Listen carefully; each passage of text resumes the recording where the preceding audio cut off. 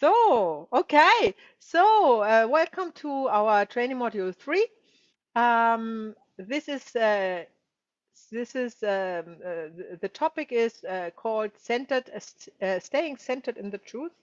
It's another book title from Bert Hellinger, translated by me into English. The original title is Die Mitte fühlt sich leicht an.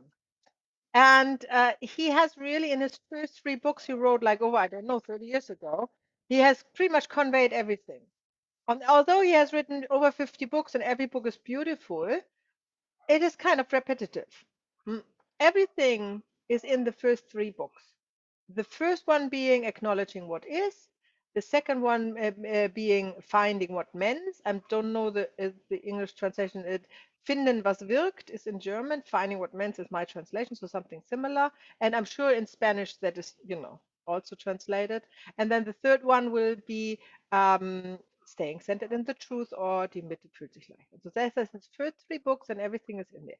So as honoring this wisdom of him, I have also kind of titled the modules. And what does it mean for us is we are looking at in these 3 days, first of all, in part 1, the art of helping. Have you heard or even read the book from Bert Hellinger, The Art of Helping? It's a book like this thick. It's like an encyclopedia. Hmm. It's beautiful, and it's very profound, and is a must, I think, for everyone who consider to be a helper in any way, shape, or form, to help others along physically, emotionally, or spiritually, because there is an order. That's no doubt about that. And we are, of course, I was just saying obsessed with orders. That's probably not the right word, but we really like to follow or see the orders in things, in systems. And so there's also an order in helping as well. So we will look at it, and I call it the art of helping because it's really an art form. It's not so straightforward. It's not just to go to somebody and give them a hug. You know, that's not even helping often. That's the opposite. Bert Hellinger has written a lot about it, good stuff, and I try to nail it down to the um, essentials that we need for our work, right? In part 2, that would be tomorrow, we will look at how to structure a workshop. When I say workshop, I'm actually thinking in-person workshops, because this virtual format that you are in here in the teaching content is not what you would like to start with, because this is really difficult. So you would rather get a group of people together, and do an in-person workshop and train there, right? So, but anyhow, this is the structure of a workshop is, based on that. But we will talk about that all tomorrow. And on Sunday, we will talking about personal development, unsolved emotions, and troubleshooting. Hmm? And that will wrap up our module, 3 modules, where we are going through the orders of love and everything that is basic material to facilitate family constellations in the method of Bert Hellinger. Okay. Right. You will see we have a lot of exercises today as well. So we are starting today the art of helping. What is this, and why do we need to know about it? So the overview is we need to know the position of the helper, because we are thinking in orders of systems, and the helper also has a position. The first order of love, who belongs, that also includes the helper, right?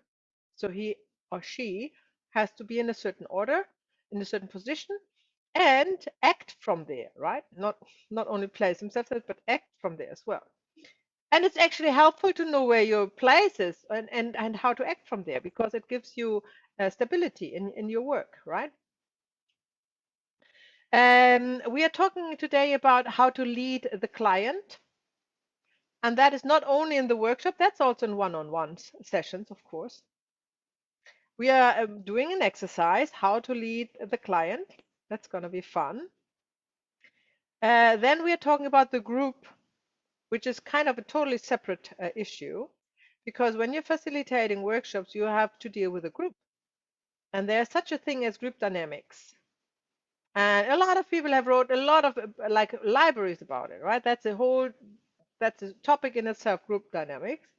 But we are looking at the most challenging parts that most often come up in a family constellation workshop when you have a group together for the purpose of facilitating family constellations. Um, then, of course, you also need to learn and understand how to properly lead the representatives, because they are your helpers. So you are the helper, but you have helpers too. These are the representatives, and they need to be led as well. We are talking about using or changing the words as well when we are here as from the position of a helper. So how can we help to improve a constellation? And then finally, we are talking about traps, which, because they are traps to fall into when you're thinking you are helping and you might not. Hmm? Or you might think you're not helping and you might do. So this is all possible. And we do a final exercise leading the group, yeah, which is quite different to leading the client. Hmm? Okay, let's go into it. I start with a quote of Bert Hellinger about the facilitator.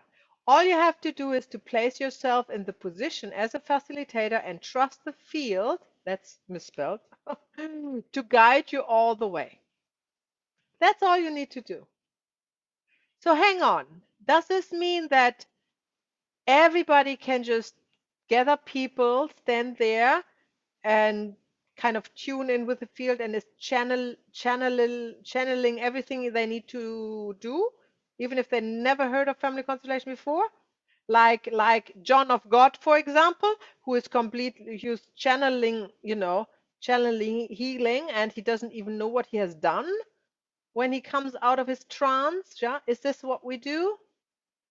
No, not really, right? No. We don't do that. That's not what he meant. He meant that you have the tools, that you know about the orders of love, right? That you have all the tools.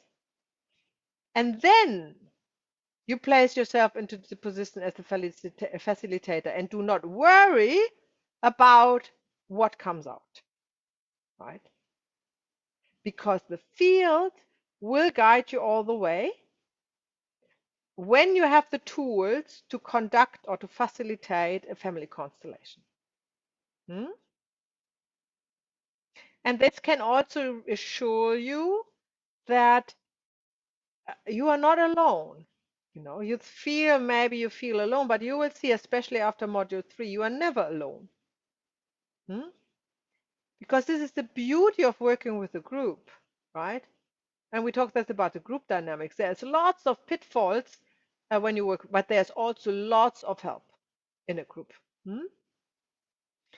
Okay, so the position of the helper. I'm sure we touched it when we were in module 1, part 1, and the who belongs, but you might have forgotten it, or I repeat it anyhow, because it's so important. The helper is at the bottom of the system next to the client. I just repeat, why is that? Because the helper is the very last one who came into the family system, right? The very last one, because in the moment the client comes, sits on the hot chair, and talks about the family system, and the family constellation facilitator agrees to help, that's when he comes in. So everybody else was already there. Hmm? Even children that are not conceived yet were already there in the family soul. The helper is the last one. And next to the client. Does this mean the helper is there for the client? No, not really. The client is sent by the family system, right? The client is sent because there's this urge in the family soul to solve this trauma. So the helper is at the very bottom where the client is as well, because that's from where we start, right? The client, but for the family system, so helping the family system. And sometimes this is important to, to capture and to think about, because sometimes there is a conflict between what the client wants and what the family system wants. And you have to make the call, you know? And I extremely strongly suggest you are following the family system, not the client. Hmm? Okay. So the family system comes always first. What can that be when there is a clash? For example, the client has a strong opinion about somebody in the family. And everyone who has a strong opinion, let's say about the father who has left, right? And everyone who has a strong opinion about somebody in the family system is normally not, has not the whole picture in his view. It's just it's kind of focused on the issue with somebody, right? And that's always also a story. That's a story created, right? Some sort of story is behind that. Now the helper is seeing through that. Hmm? And he knows, or she knows, she can only help the client when she's not buying into the story about the father. Yeah. But when she's looking at the family system and guides whatever the morphic field wants to show, what kind of trauma guides this to a solution, then help has been offered. The client might still be strongly opinionated. You can't help that. But you have done your work, right? And you don't need to have only happy client. Nobody has that. Yeah. But you can sleep well at night, you know? And in the end, everything will be good for the client too. It's just that he doesn't know it yet while you know it. And the family system. That's all. It's just a matter of time lapse, or, it's just a matter of time. One day this will all become clear. This is why it is paramount that the family system always comes first before the client. Hmm?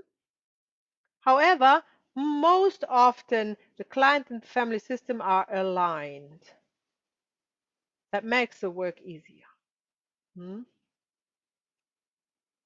On the same page, so to speak. So the helper connects to knowledge and experience when he puts himself, or she or he puts himself in the position as a helper, and then opens up unbiased to whatever the family system has to offer. And it can be challenging because you think, okay, this sounds like an interrupted movement towards the mother. And then, you choose representative, and that's all going ahead. And then all of a sudden, something else comes up. Hmm? And now you have to make the call. Are you sticking with what you originally wanted to facilitate? Or are you going with what the field offers, right? And we will look at this, and we will also, every time when we have practice workshops, we will talk about that when this comes up. And I always talk about that. In the last one, I vaguely remember there was, who was there? Claudia, Alessandra, you were there, eh? Rocio? Last weekend? Yeah? No. Claudia was there. Yeah, Julie Julie was there. was there too. Yeah. Julie. There was something, I just faintly remember that we saw something that we didn't look at. Was it not? Claudia, do you remember what that was?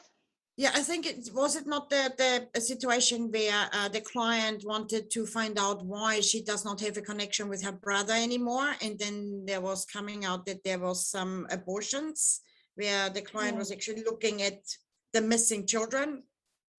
Was it that one? Yeah, I think that was that one. Yeah. So we had already a big constellation, and then something else appeared. I think that was the aborted children. Now, they appear, the morphogenetic field shows you this is an unsolved issue, right? So now the facilitator has to make the call, do we continue or do we leave it and leave it to another time to look at that, right? And that is quite important for many, many reasons. And I would say most often you only perform one healing and leave the other one to another time. And I will just talk about a few pros and cons or few reasons why I think this is really the better way most often. Firstly, in a workshop setting, you have other clients, you have other issues. And if you start to focus on one and you're exceeding the time you would normally spend on one, then the others get nervous. No, they think there's not enough time for them, right? And although you never promise that somebody gets a constellation, and they might not get it, and they are totally fine with this if you go through, but if you spend too much time with one, then they start to think, why this guy, why this person. So this is one thing you need to consider if you want to spend more time on one client, on one family system, firstly. Secondly, as Bert Hellinger always said, there is a time that the energy shift that you have enabled in a family constellation needs to manifest in the outer world where you see it. And this time can be from immediate up to 6 months.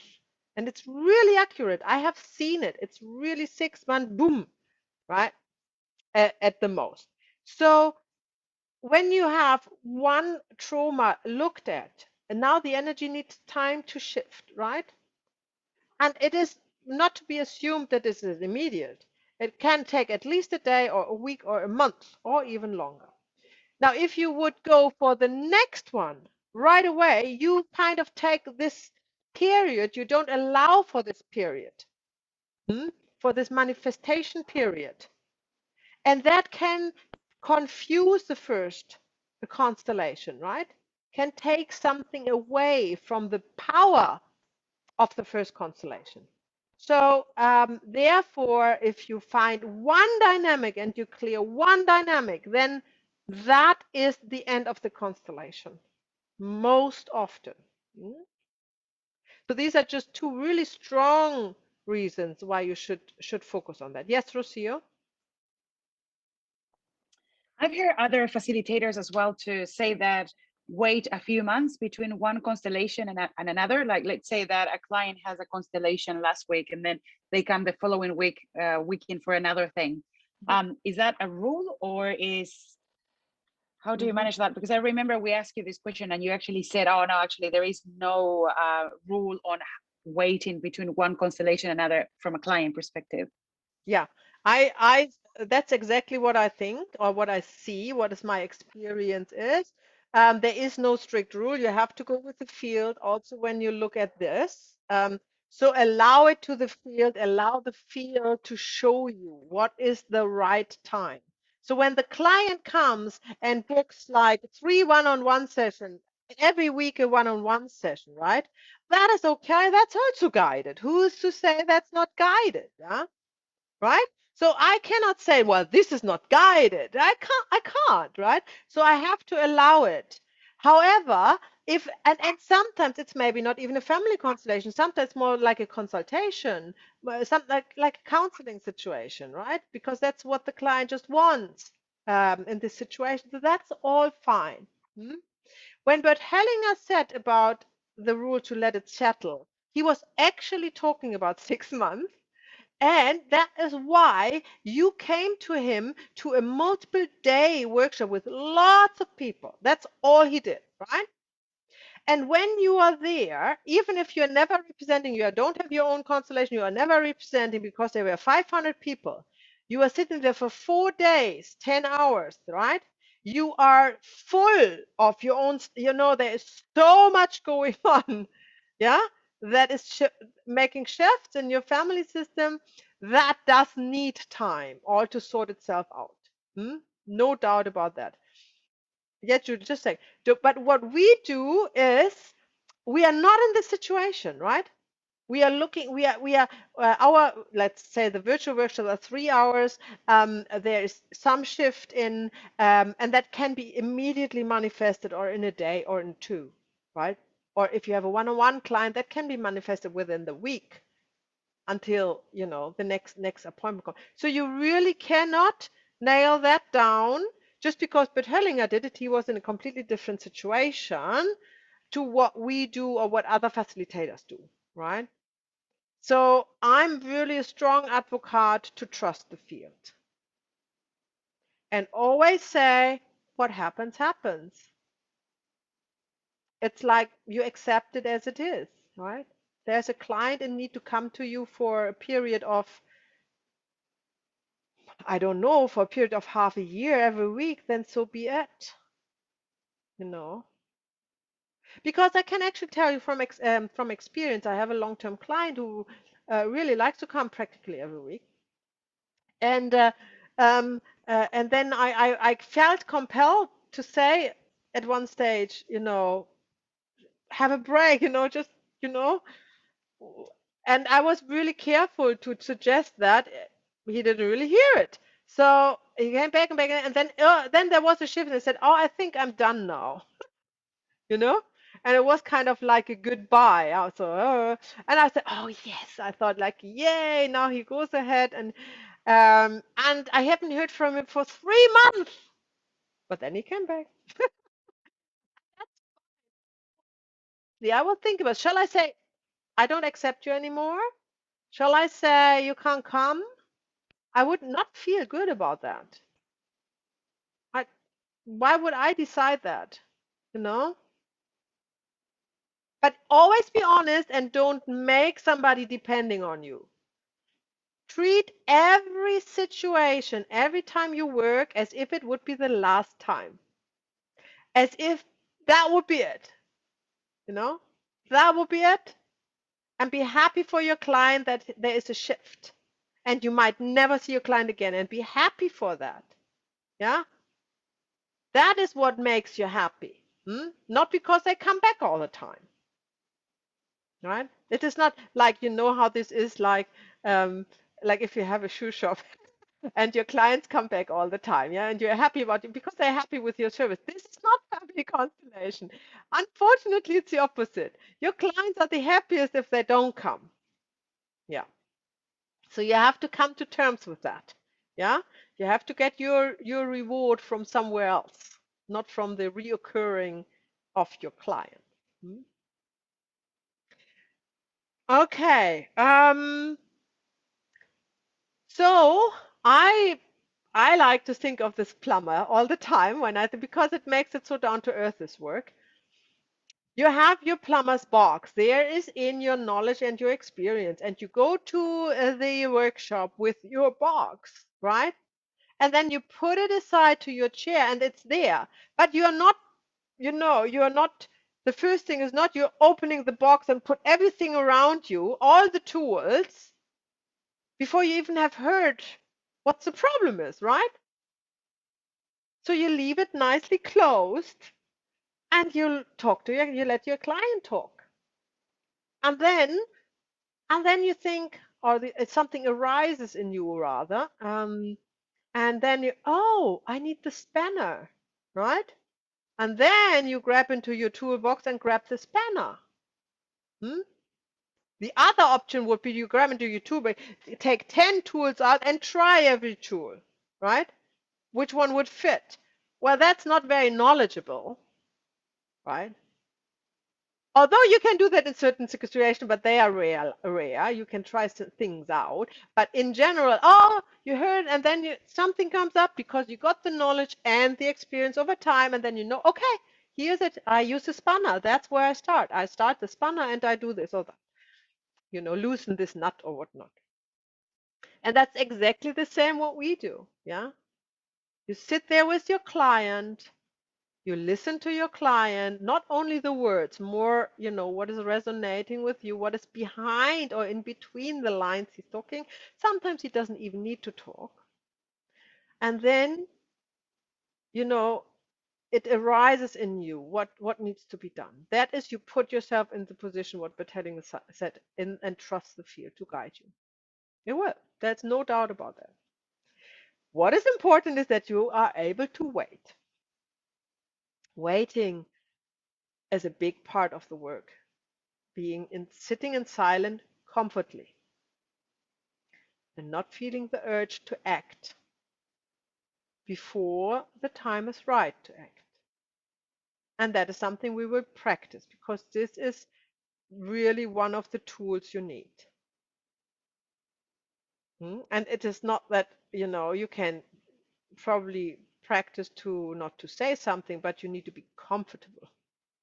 Because if you feel stressed by, not saying something or not going ahead with anything, then you can't listen to the subtleness of the field that is whispering the important information.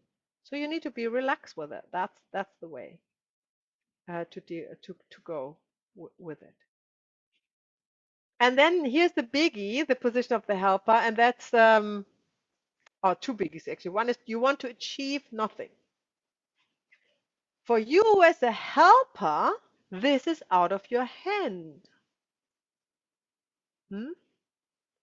Your service is not the service of a waiter to put a plate in front of somebody, you know? You don't, or yes, you put a plate in front, but it's not, your service is not to make them eat. That's what I wanted to say. You know? So if they starve or not starve, that is not your concern.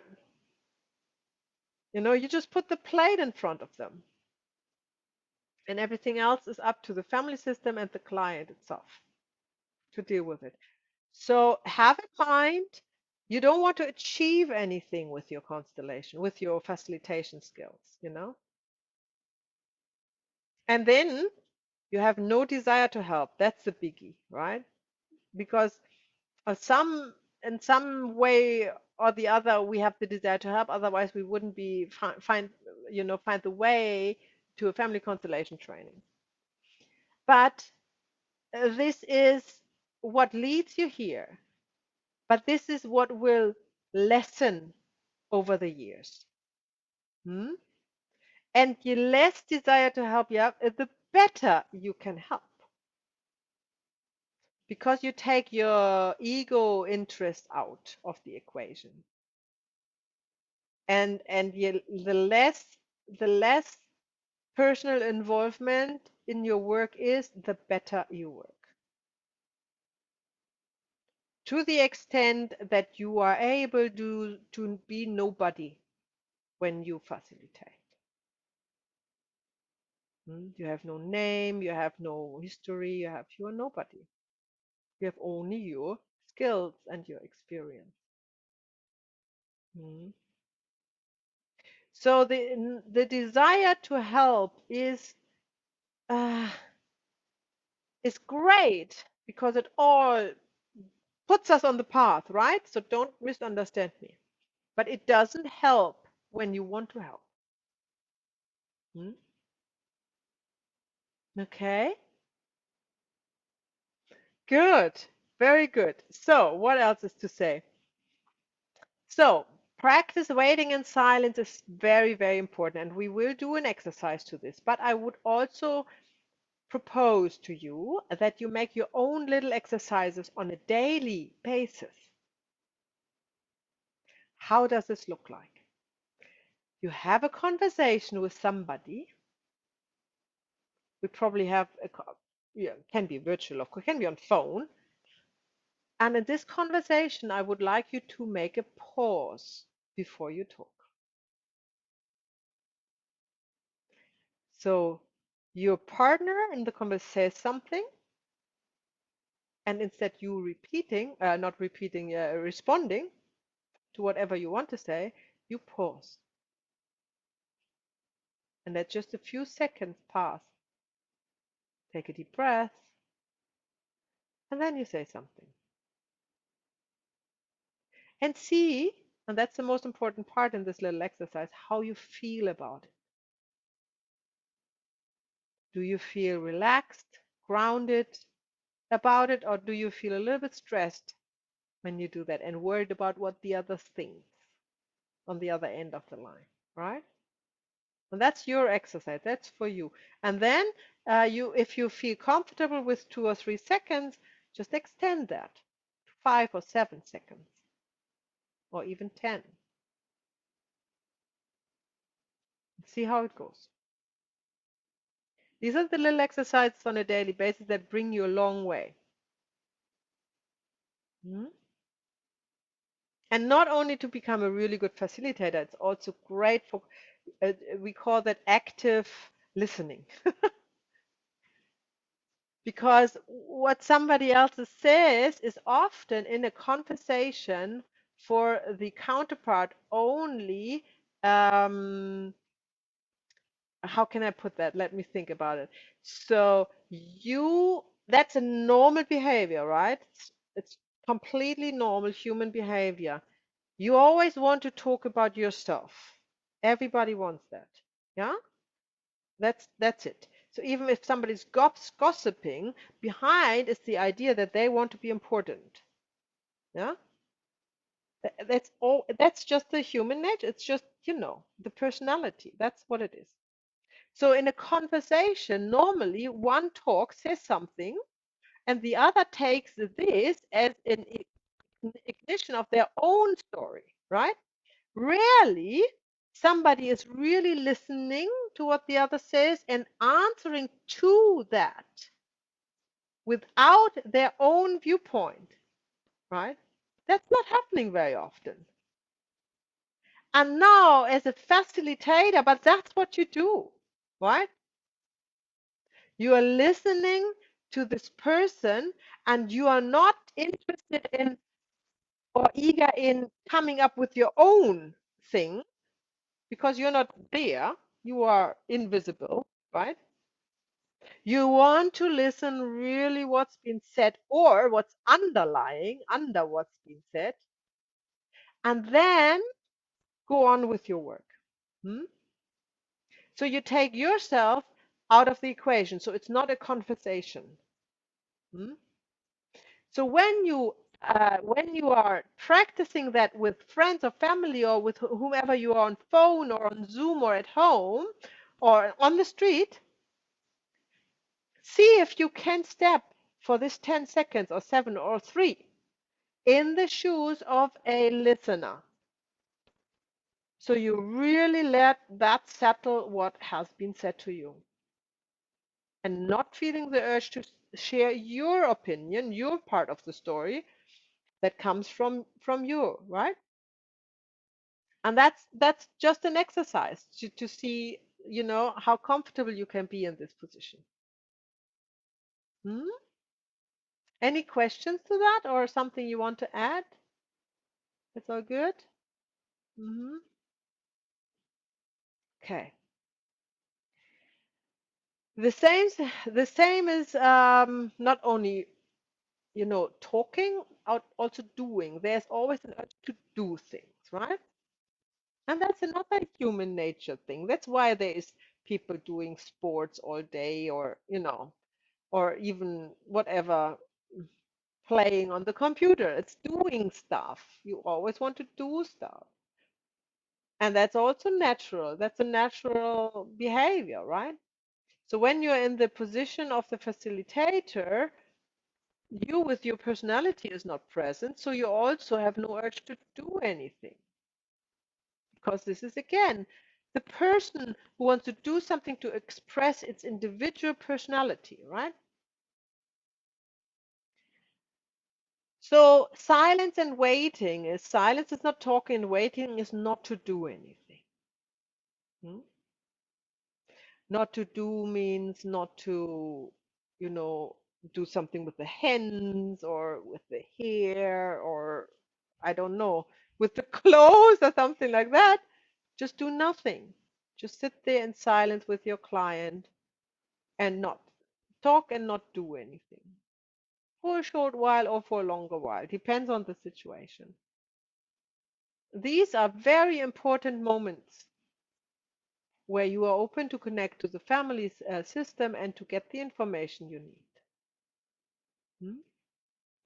And I think this is also where the work is very different to all kinds of counseling work, you know.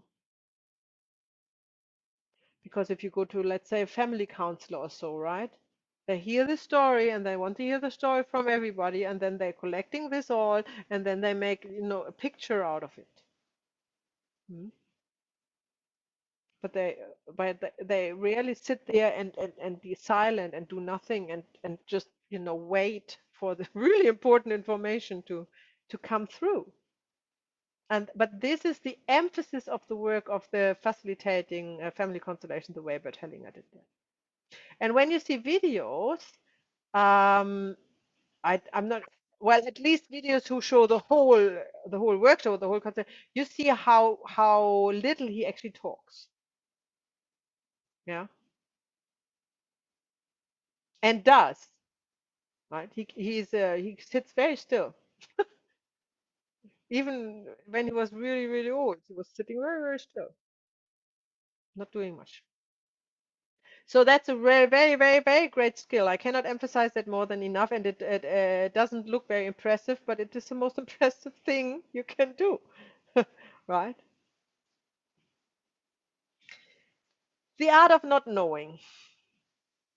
Now, everyone who is, let's say, on the journey to self-discovery, or let's call it a little bit broader like self-inquiry or the spiritual path, um, you come to the point, guided by a good book or, by a guru or teacher or whatnot, um, who tries to explain how important it is that you forget what you have learned.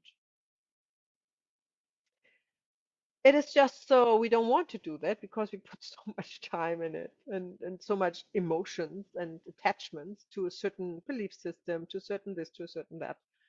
But in truth, the truth is, as long as we are filled up, that's like a glass of water that's filled up with water to the rim, there's nothing can go in there, right? If we think we know already everything, there's nothing we could add.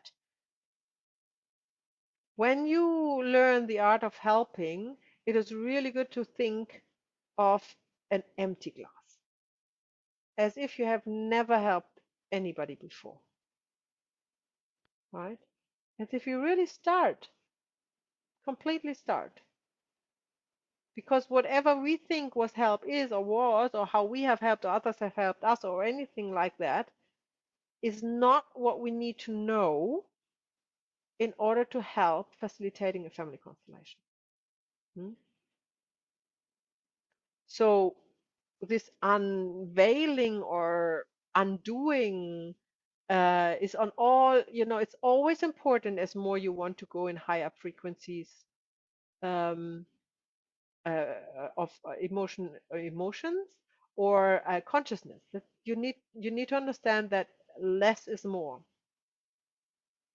So what we don't want to know is when we start to become a helper with family constellation is we don't want to know anything outside of that what we have learned, but I will explain that a little bit deeper.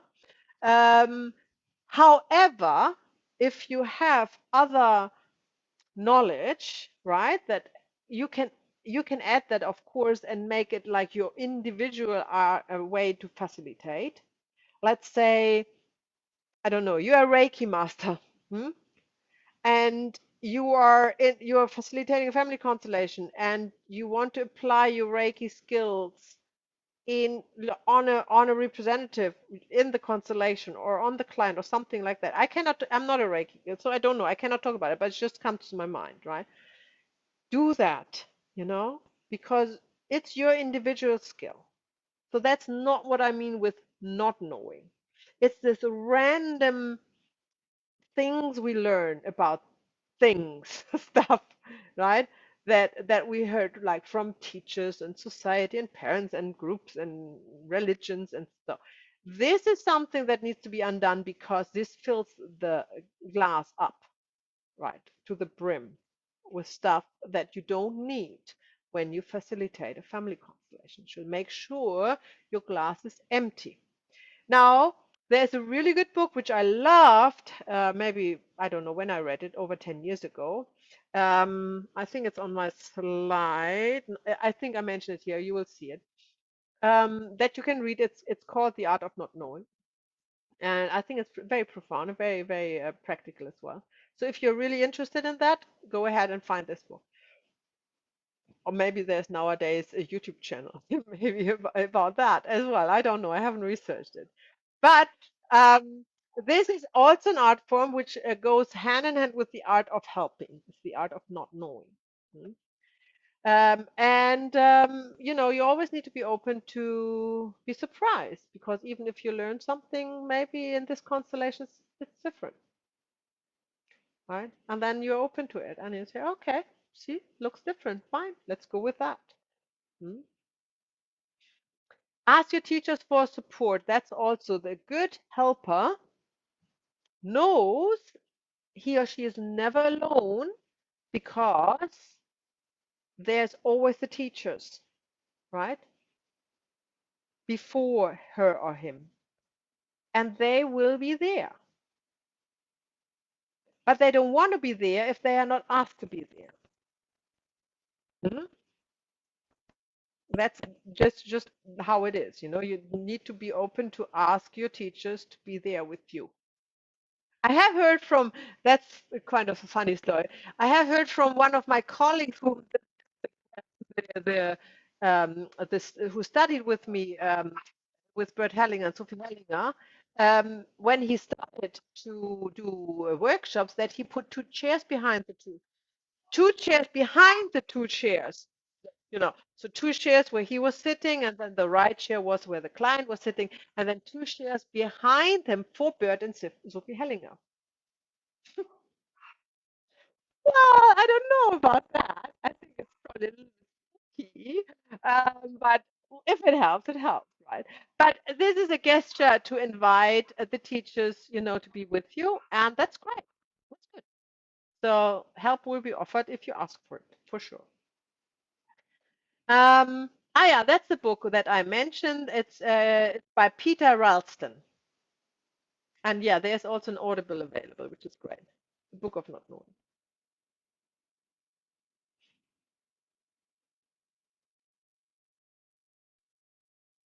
He was a former, I think he was a former athlete or something, like a very well-known, high-performing athlete,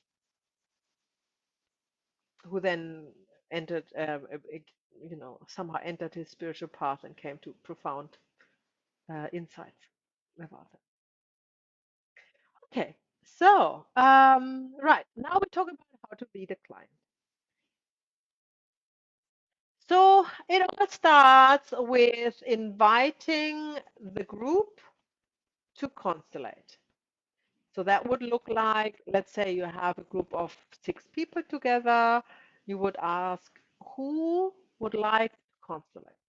Now you would ask, why would that's not, what else? I mean, that's how we do it. Not really.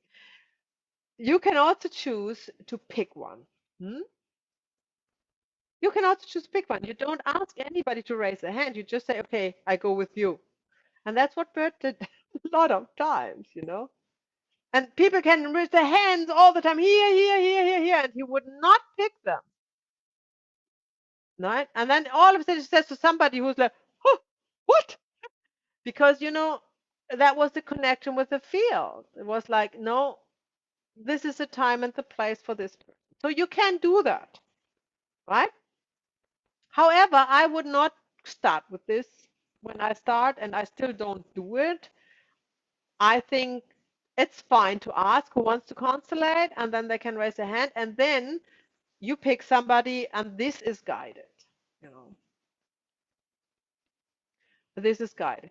So this is the first step, is the invitation to constellate. Hmm?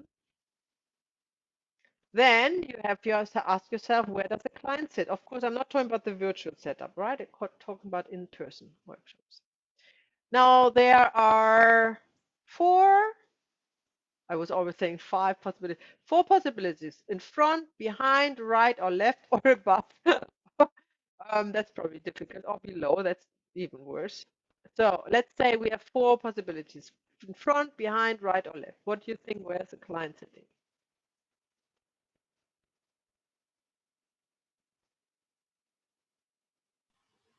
Right? You would put him to the right side, yeah? Yes. Okay. Any other opinions? Left. Claudia, left.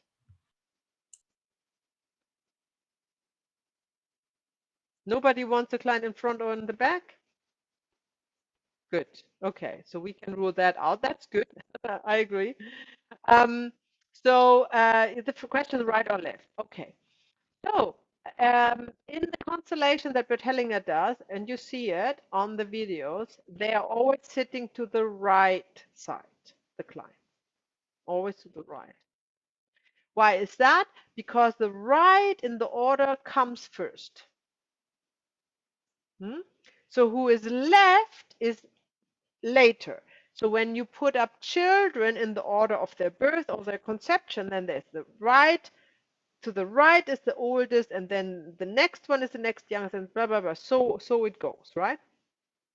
This is why he also puts himself to the left of the client, because the client was there first, obviously, and then the helper. And I definitely do the same, and it works for me. I could not do it differently. It wouldn't work for me at all, right? Always on the right side. So yeah, I would say definitely the right side.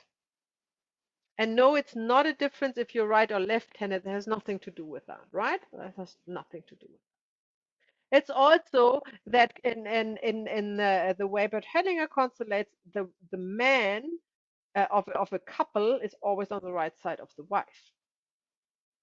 Remember, in his orders of love, the man comes before the wife.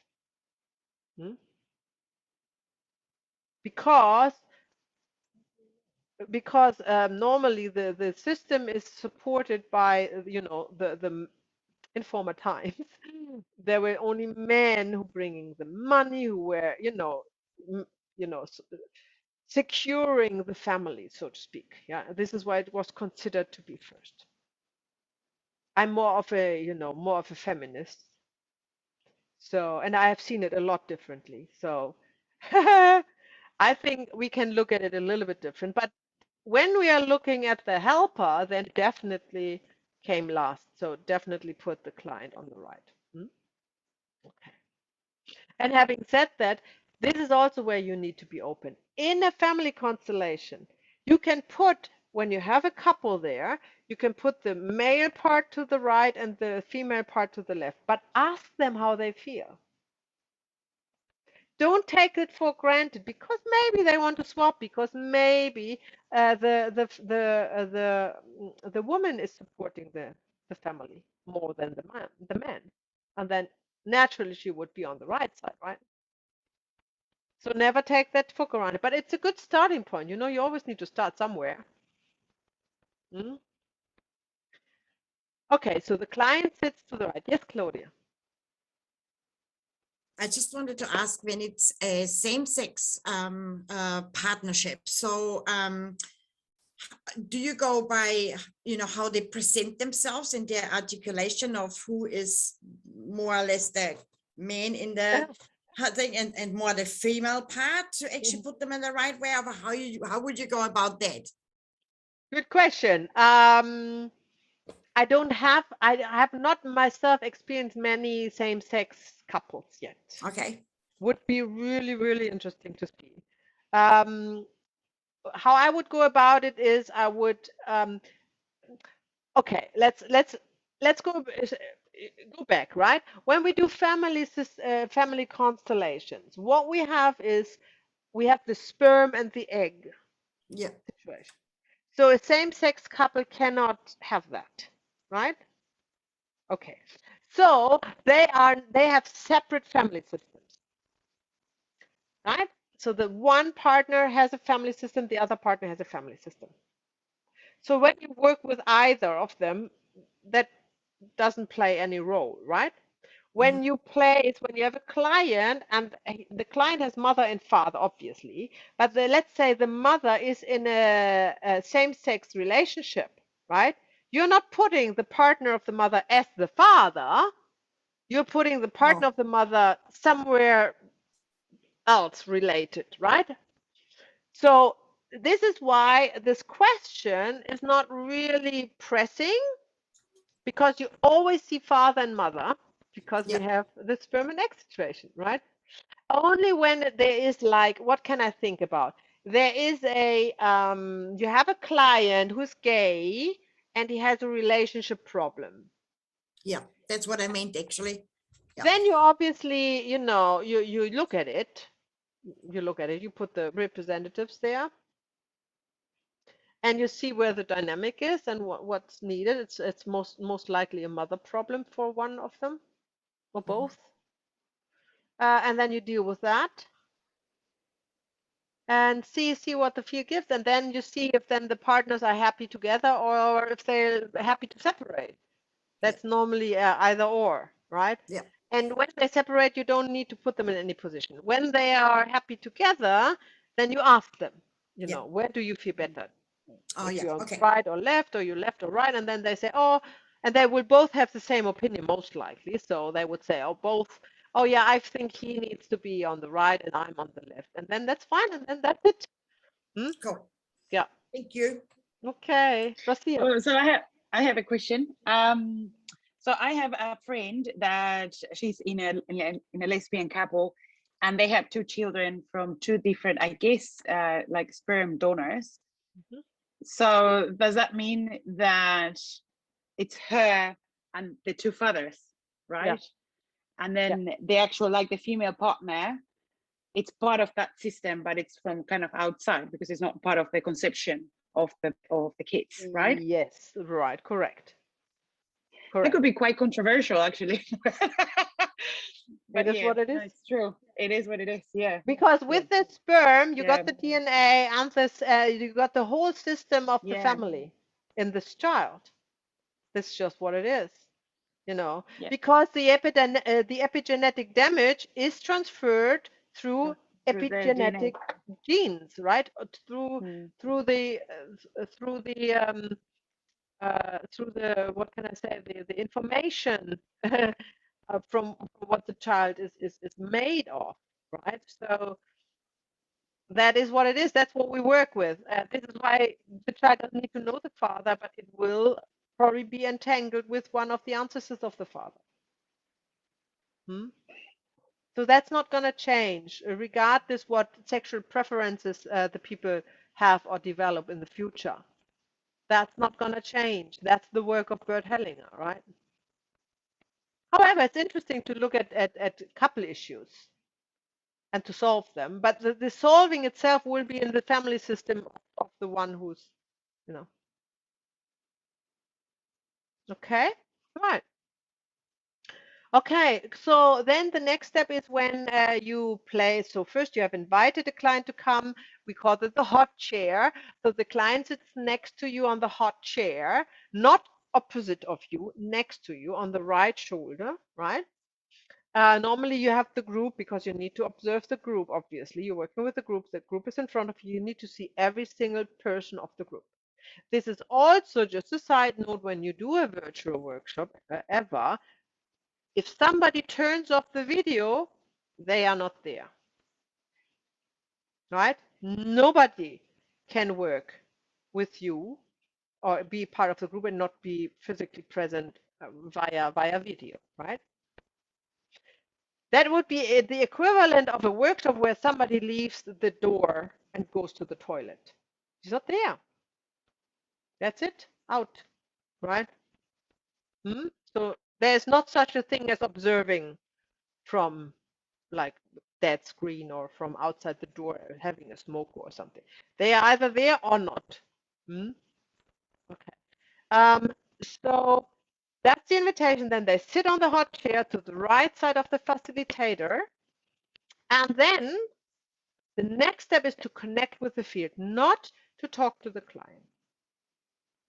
And that is the phase of sitting in silence and waiting. The phase of sitting in silent waiting is normally not after the client have talked, but before that. So the client sits there, and you might look at the client, or you might not look at the client, and you're connecting in silence. Could be very short, it could be long, depends. But that's what you do. You're connecting with the field. There is not a ritual, there's not a prayer as such, not from Bert Hellinger, not from me neither. It's just empty yourself from any personal stuff and be present. And the field will give you. Did I tell you this story with this client of mine in one of these demonstrations about the fire? No? Okay, that's a very good example to make clear what I'm talking about. So I had an event in Wellington, it was years ago, and we called it a free talk to invite people who did not know what family constellations are to come to a yoga studio and listen to what I say about it. It was 2 hours free talk, and I think we had nearly 230 people there. And most of them, that was the whole story about it, have not been to family constellations or knew anything about it, or at least more than half of them. So talking is one thing, but you know how difficult it is to talk about family constellations, especially people who have never seen it. So obviously, I wanted to demonstrate what I'm talking about. So I asked somebody from the group to come and sit on the hot chair after a short introduction. And she came, an elderly woman. She came, she sat there, and I connected with her. And then I was wondering about something I couldn't really grasp. Then I asked her what it is, and she said, I don't know. So she sat on this chair. She didn't know what to. She just raised her hand. She had no idea what's happening. It's like when you ask from a magician in a show, who wants to be my helper? And you raise your hand and he picks you and you go up, and then why am I here, right? What's going on? So that was her. She had no idea. So I asked her, okay, so what do you want? I don't know. I don't know. I'm just sitting here. You wanted me to sit here, so I'm sitting here. So always trust in the field. There is a reason why she sits there. That's no doubt. It's just that she doesn't know it. So I was sitting there in silence with her. And it was quite a long period. I don't know how long. Time flies by. But it felt like at least a minute or two. And then I got this super hot sensation of fire, right? It was a really burning sensation. And then all that came to me was to ask her, what is about the fire? And then she really crushed, like, she was completely, oh my gosh, how do you know? I'm so afraid I'm going to die in the fire. She was completely, yeah. And then we made a constellation. It was actually a beautiful constellation where the fire, the representative of fire, was gorgeous. Was so that's what the fire did. Was so loving and so low. I'm here. I'm cleaning. I'm doing so much good stuff. There's nothing to worry about. It's just part of And anyhow, so the whole constellation. So what I want to say is that this is the connecting with the field. Something will come up because this is why she sits there, right? You just need to give it time. And this is the way you connect. You are hardly getting like somebody's talking to you. That's not happening. Not that I know of. You're not getting words. Like you're not channeling a being or something. Yeah, that's not what we do. But you are getting like the sensation of hot, of fire, of really being on fire. You will get something, and you just say it, and then you will see the reaction. And then the reaction is probably as massive as that or a little bit more subtle, but it will be the start, right? Just trust that. You have to trust that, right? Next thing is, if you don't get anything, that's fine. Don't feel like a failure. You can always start. That's the next step with the mother and father of the client. They don't need to say anything. You don't need to feel anything. Doesn't matter. It can never hurt to start with the first family constellation with somebody and look at their father and mother relation. Yeah. So that's where you start. And also, every time you are confused or you feel this is all going out of hand or something, but you are not finished, go back to the mother and father. Don't rush too fast into ancestors and this and that and that. Go back to the mother and father. This always gives you the clues that you need. There's always something to do, right? In most family systems. So that was this being empty and collected and feel what the client feels. This is not empathy. This is not empathy. This is not empathy or pity or any of these things, right? You are connecting through her with the family system. That's a different thing, you know. So when you say, like, you feel sad, that happens a lot. You know, you are picking on the sadness of the client, right? Then don't ask the client, why am you sad? Why are you sad? Because they can't answer that, right? But what you're really picking on is the sadness in the family system, channeled through the client. So you would ask, what is about the sadness? Not why are you sad? Because that puts the client into pressure. And they don't know why they are sad, yeah? So these are the subtle words that are very important, right? So in this example from before, I didn't ask her, why are you hot? Or I asked, what about the fire? You know, that's a different thing. So do not confront your client. They are there because they don't know what's going on, right? So they need your help. And you need the help of the family system, right? So this is how you address it. And words, as always, are very important. So choose your words wisely. This is why you never rush anything. Every word counts. So now the next question, we always have the question, how much do you allow the client to talk? Now we just had the situation constructed where the client doesn't talk, but this is actually rarely the case. Normally they can't stop talking, right? Now that they're sitting on the chair and everything is like a gate that is wide open and everything pours out, they always wanted to talk about.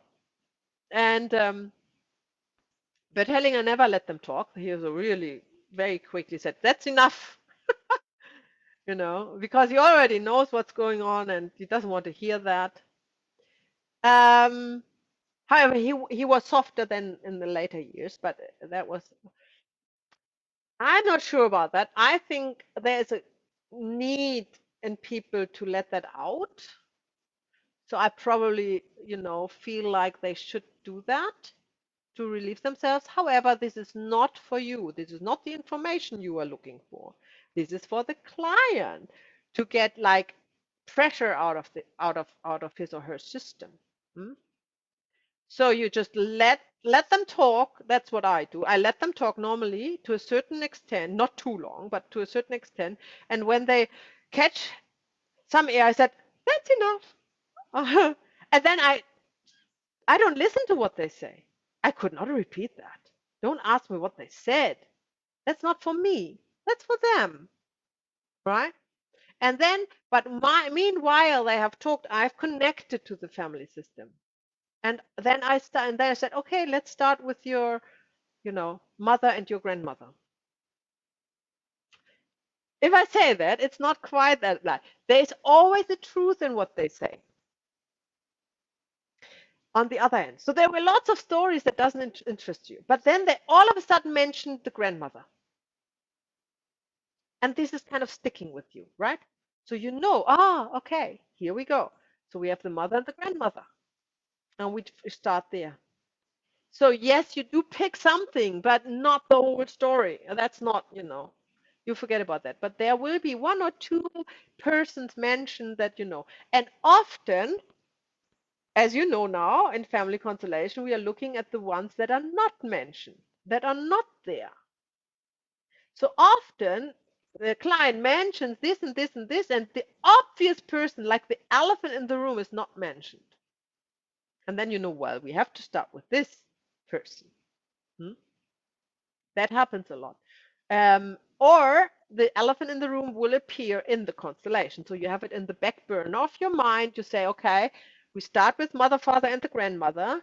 But this whatever the grandfather of the grandmother who hasn't been mentioned, you have in the back that you will call him in at a later stage. And you will see it's exactly that person that was missing in the constellation, right?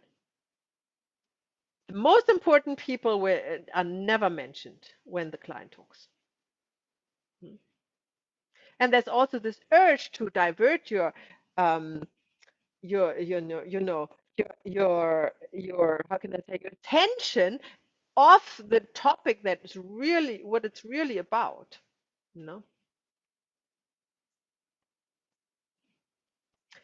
Okay, so what else do we have? Avoid suggestive questions. Now we had a really good one in the last practice workshop. What was it again?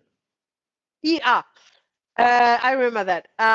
So Francesca, I think, was this facilitating, and there was something about what was it about, Claudia? Remember something about? So she said something. Look? I think she said something. Can you look at Can you look at this? Can you look at that? And then can you not even look at your son? She asked. Remember? Now, this is a suggestive question. What does it say?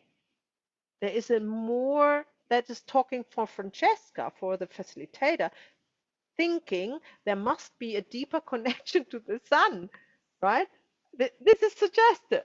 So as a facilitator, be really, really sparsely with your words. Say, can you look at father? Can you look at mother? Can you look at son?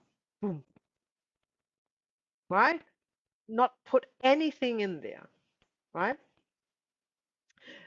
You are neither an authority nor a friend. We had also one in the last that was actually quite enlightening, the last practice workshop. We had also, like, when Robin was facilitating, he had a lovely soothing voice, which I really liked, and slow, and everything was fine.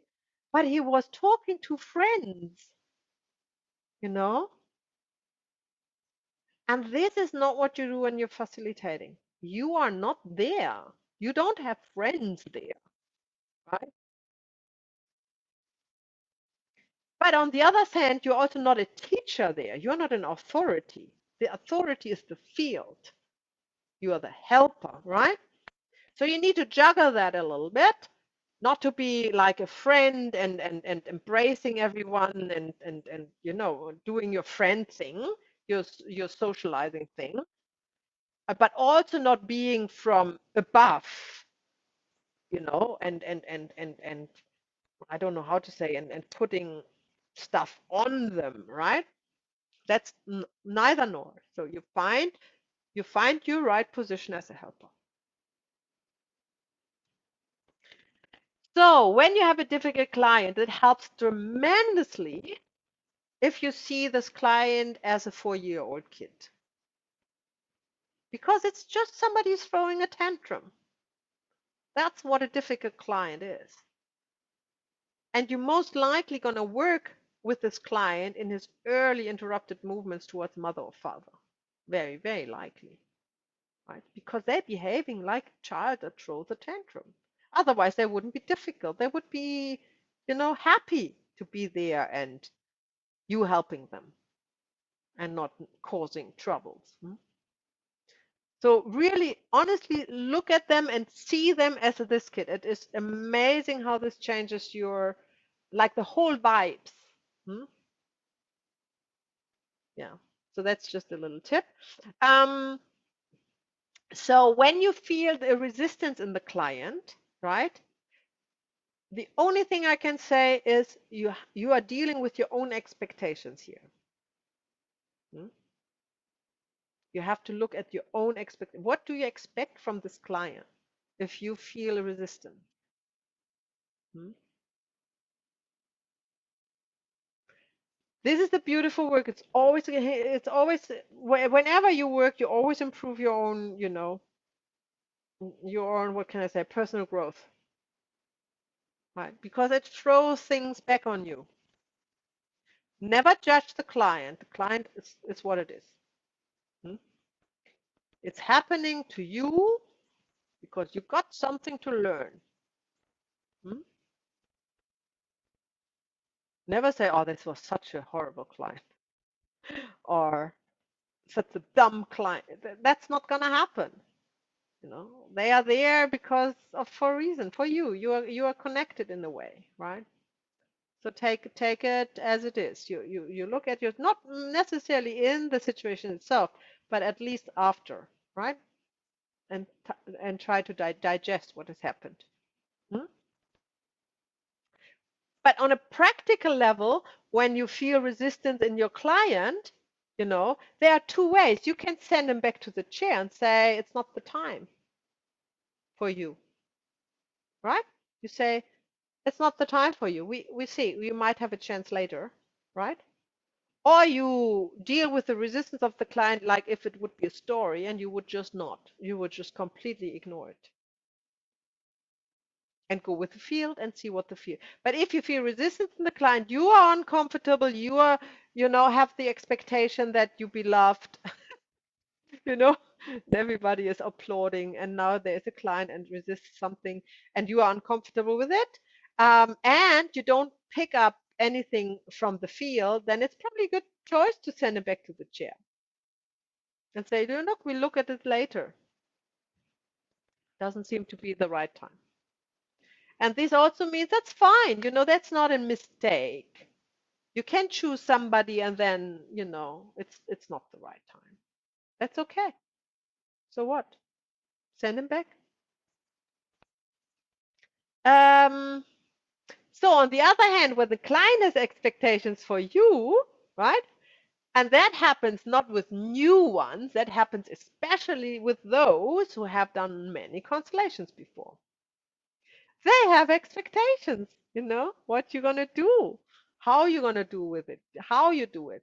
So how do we deal with that? Again, it's more a matter of, sit in silence and wait for information from the family system and try to ignore your client as much as you can.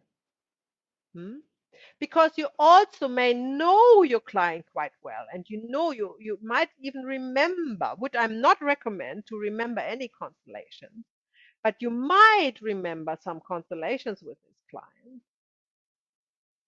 And stories and this and that is might be coloring the way you are looking at the family system, right?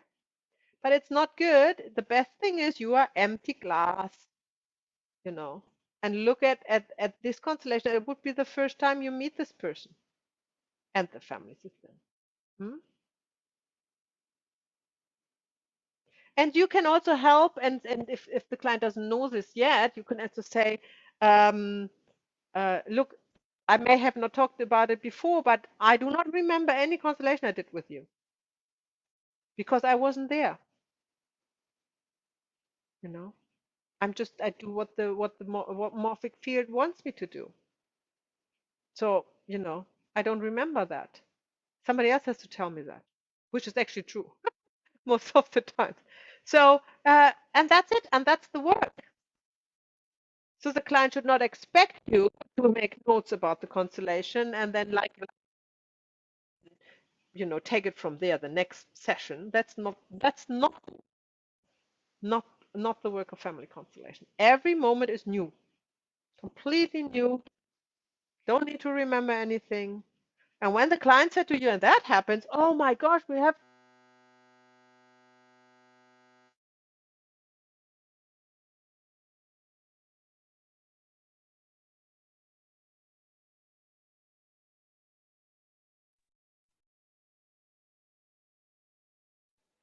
I can't hear you, Maya.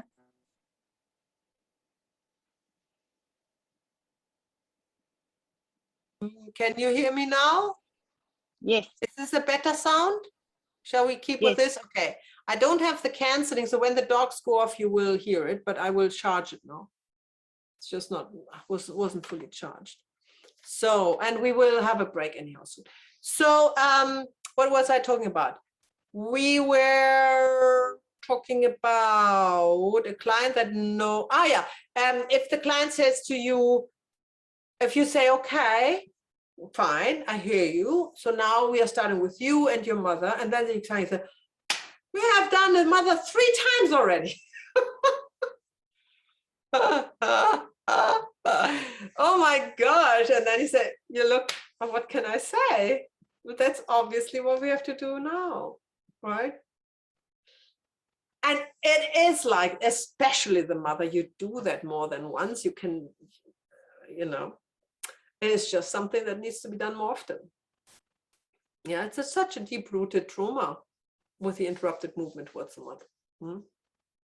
And sometimes or often another little aspect comes up anyhow. So in the end, the client will be happy with whatever has happened, but the expectations of the client would probably lead him that when you start with the constellation, that he thinks, oh, we have done that before, right? But then when you go along and then the client comes into an emotion that is unsolved and everything else, then, it's all good. Okay. So changing the position of the client might also help when you deal with expectations of the client. So you can consider that. That doesn't mean you change seats, but in the constellation, for example, you say, okay, you go in for your representative. Just to, to give the client a closer, a change of view on the constellation. That's another thing that might help. Or the client has representative self. You say, okay, we choose a representative now for you. So that's also good. Absent clients, that's another thing. You can indeed constellate in a workshop for an absent client. That's no problem. That doesn't need to be on the chair. The chair would stay empty, but you know what to constellate because you talked about that before with the absent client who for some reason cannot come to the workshop. It's all like, nothing special. It's just that the chair is empty. Yeah, and also you can experiment during a constellation. Like I said, you can ask the client to jump into the constellation, take the representative out. Sometimes I had actually the client and the representative of the client. That was also interesting, So just go with the flow, see what's there. Just whatever helps you and the client to stay connected with the family system is allowed, really, right? Or you send the client for the door, in front of the door. Maybe that helps, Like everything is allowed. Just see what the situation is needed there. I haven't done the last one yet, but you never know. It might happen one day, and that's just to help help it along for some reason. So there's no strict rules. So now we come to the exercise. So this is an exercise where you lead the client. We have 2 members per group, or we have 2 and 3, so we make 2 groups. One is 2 and one is 3. One is the helper and the other is representing the client. And in the group of 3, you just take turns, right? So one has a break. And what you do is you practice waiting in silence for 1 minute at least. It can be longer, but 1 minute is long. So if you are, probably you put a timer on, maybe you have a timer on your phone or somewhere and time it for a minute. I really want you to practice silent and waiting for a minute. And while you do that, I have actually a timer app on Zoom, but then I don't know when you start. I can't use it when I don't know exactly when you. There is actually also a function that I can go into the breakout rooms. I haven't figure that out yet, but I will see if I can figure that out and see what you're doing. But don't be distracted. I'm just, I don't want anything from you. I just observe. So the idea of the exercise is that you are connecting with the client, which is your partner, before they talk. Yeah. You imagine them sitting on your right side. You invite them to constellate. They sit down and you connect. That should be a minute in waiting in silent, not doing anything, not talking. And then you either have already you have something, or then you ask your client, what is it about? And then you let your client talk as long as you think it's appropriate. And then you don't go in a constellation, but you write down or memorize how you would tackle the constellation, because that's what you share when you come back. So what would you do? What needs to be, what family member needs to be represented, right? Are you putting the mother and the father there, or are you just putting the mother or just the father, or are you going with mother's line, mother, grandmother, great grandmother? What is your decision? How would you start? And you put that down, but you're not starting, right? Then that's the exercise over, and then you swap, right? Is that all clear? Yeah. Okay. So okay. So that's what we do. How much time do we need? Let's say 5 minutes each. That would make 15 minutes for the group of 3. Is that okay? Let's do that. Okay, I stop sharing here, and then I will make the breakout rooms.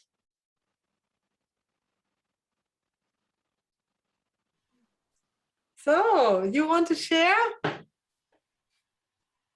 Yes. Yes. Oh, actually, Julie, now Oh, hang on, I hear can't you. hear you. Why is me. that? Hang on, what's going on here? Can you hear me? Now I can hear you. Can you hear me now? Yes. Yes. But I can't hear you. Say something. Hello. Hello. No. Why is that? No.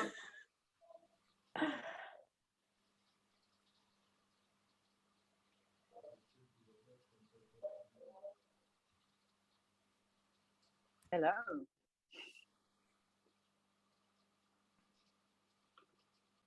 Okay, say something. Hello. Oh, hola. Hola. Right. Awesome. All right. Cool. So let's do a round of sharing, and then we go on the break. Who wants to start? Julie. We can start. We had it quite funny when we came into the room. Alejandra couldn't hear me, so we were doing ours in a lot of silence, with using the chat as being able to hear. So it was kind of, yeah, it was good in a way. We got to practice our interesting. silence. Yeah. Did this continue? Or did you resolve that? No, it continued the whole time. I could hear Alejandra, but she couldn't hear me. Yes, That's so I couldn't, but actually now I can, which I don't know. Interesting. Strange. Very. Yeah. Okay, and how was this exercise for the facilitator?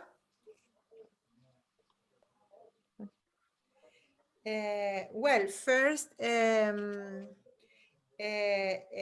she asked me for the issue, and I talked to her about my cold left ear. Is something really strange that is happening, and she makes me and she asked me, what about the dizziness? and I couldn't nail the dizziness first, but then it came the sense of anxiety and I'm being ungrounded. And it seems like after I said that, she got it because she said, she gave me thumbs up. So I'm curious. Very good. So Julie, what would so you were facilitating in this exercise, obviously. Yes. So yes. what did you write down? How would you start the constellation for Ali? So I asked her what issue she wanted to work on, and she said the cold ear, and then we just sat in silence for a little while and just connecting, and then I got this feeling of dizziness or just uncentered, ungrounded kind of feeling. And then I asked her, when did the ear start being cold, or tell me about the ear? And then I asked her when, and she said 2 years ago, and she explained about when she'd shaved her side of her head. And I said, what else happened around that time? I just got that just sort of came through, and then she went on to explain that it was anxiety and PTSD and things had come up around a boss. So yeah. And how would you tackle the constellation? Did you write something down? Yes, I said I would bring in her boss, but I also wanted to bring in, it was a female figure, so I wanted to bring in the mother as well. Yeah, that's what came. But yeah. Okay, and how was this for you, the exercise, Julie? For me, yeah, it was good. It was interesting to do it via the chat, but I was getting stuff through the field. Like it was interesting. Great. Yeah. Very good. Thank you. Very good. Okay, and Alejandra, when you were facilitating for Julie, how was that for you? Yes, I very soon I started to have physical sensations, like strong pressure on my heart and throat. However, I wanted to wait for the minute because I used my timer. And then, yes, it was very clear to me that something was going on here on the chest. So straight away I asked her, what about this pressure on her on the chest? And she said that she was finding difficult to breathe because she was under a lot of pressure. And she told me about her life situation. And then I started to get more feelings, like a tightness in my body, like I couldn't move or get into action. And I asked her for that, and she said that, yeah, definitely she have made some choices for external and internal reasons, that she feels like she can't live how she knows she wants. So and then and it was something like taking action on her behalf. So then I wrote down that I will start to work with a father figure, because this difficult to get into action and go out for what she really wants. Okay, that's good. That's great. It's absolutely a good way to start. Very good. Thank you. Thank you. Who's next? Mana? Yeah, please. Sure. So I facilitated for Rocio, and we sat in silence for the first 1 minute. We didn't really talk, just invited her to the space and I connected with her matrix. The two words that came to me in that minute were loneliness and a sense of homesickness. I checked with Rocio and she said it absolutely resonated because that's what's going on in her personal space right now. And it's interesting because homesickness or homecoming, those were the words coming to me. And Rocio's in fact been on a retreat. She was away from home for some time and she was just concerned about coming back because she's like, how is she going to face the situation when she's back home? So it was very interesting to resonate with that. What she would like to see in the constellation when I asked her was her resistance to reality of being by herself, because she's afraid of coming back to this reality. That was her issue that she would want to constellate. The elements that I would take would be Rocio, her loneliness, this feeling that she's facing, and probably whom it actually belongs to, whom has she picked it up from. So I would start with these three. I mean, that's what came to me. Very good. Sounds like a plan. And how did you feel? How did you feel when you did that? It was very interesting. It just came very naturally. So yeah, good, awesome. So you felt this sensation of lightness. Yes, I did. Great, that's wonderful. Thank you. Maya. Okay, and how was the minute being silent? Was there? Did you feel comfortable? It was very comfortable. Good. Very good. Okay, the next one. Rocio. So I was reading, I was facilitating for Claudia. So the first few seconds in the minute were like, kind of like, do I need to feel something? What do I speak or whatever? But then I just started like breathing, and I just had the word, it was justice. And I'm quite visual when I connect with someone else, so I can see Claudia like, justice. So when the minute finished, which actually it helped me just ground and just make sure that was what I want to ask her. I told her, I said, look, I just got this really strong sense of you need justice at the moment. And she explained that, yes, because she's in lockdown due to COVID, and she feels that it's unjust. And that when she feels that something is unjust, she feels very, very uncomfortable, like she likes things to be justice. So the way it came up to my mind is to put someone to represent Claudia, someone to represent justice, because and I felt that it was kind of like a male type of figure, and then the father.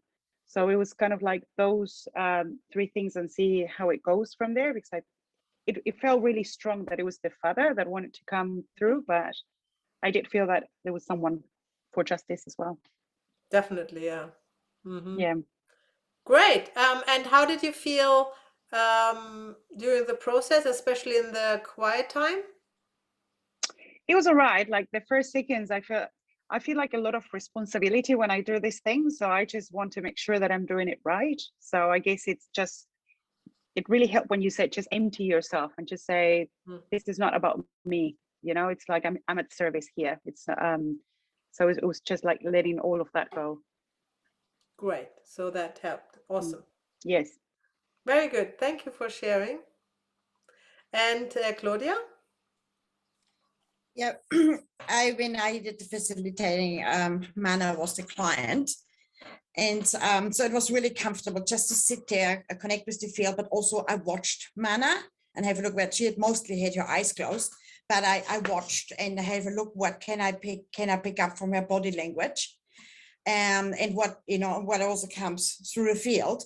And I picked up a real restlessness. So when the minute was over, I was actually asking Mana about, what's up with the restlessness. And she said, yeah, that's exactly what she feels. And so I said, do you feel it all the time or whatever? And she said, yes and no, but I missed actually something in Rocio actually told, I for some funny reason, I didn't hear it when she said the restlessness started about a year ago. And for some reason, it just did not resonate. Well, I didn't hear it. And but what I would have constellated would have been her restlessness, peace, and her, and have a look, where does it go? Where does it come from? But when then Rocio said, oh, she said a year ago. So I asked them, Mana, what happened a year ago? And she said that her husband and her were not living in the same city. And when she came back, she had a feeling there's something wrong. There's maybe another woman there, or, she suspected, but she wasn't sure. So I would have actually then also have put the husband there as well. So in the constellation, and have a look where that all goes. Good. Very good. So it's really important to not stick to anything, if this information comes from another participants, I have heard that, then that's just part of the field, So yes, I do agree. You would just change with it, because you would feel if that is an important information or not. Yeah. And if it would change the way you would look at a constellation, definitely. But Yeah. it is not, it wouldn't be unheard of if the restlessness would actually be the husband. Yeah. Mm. Yeah. So there's actually at the beginning, it's like, when you hear restless, so there can be so many scenarios where this can come from. So I thought, if you start with restlessness, peace, and mana in the con, have a look, where does it go? And you will find who is who, because it's usually restlessness or peace would be people. Mm. So yeah, so that's something that can easily happen, that you are having the same constellation, just tackling it from different angles. So you are kind of putting representative and you name them in a certain way, and then they kind of turn into that what would be kind of a partnership constellation or something like that. Yeah. And how did you feel in this process, Claudia? It was really nice. It's like I'm actually, for a long time now, what I'm doing is actually active listening. So with actually emptying my mind, and when somebody is talking, I really take in everything, not just the words, but the body language, where do the eyes go, and be completely present for that person, right? And not always straight away when they finish talking.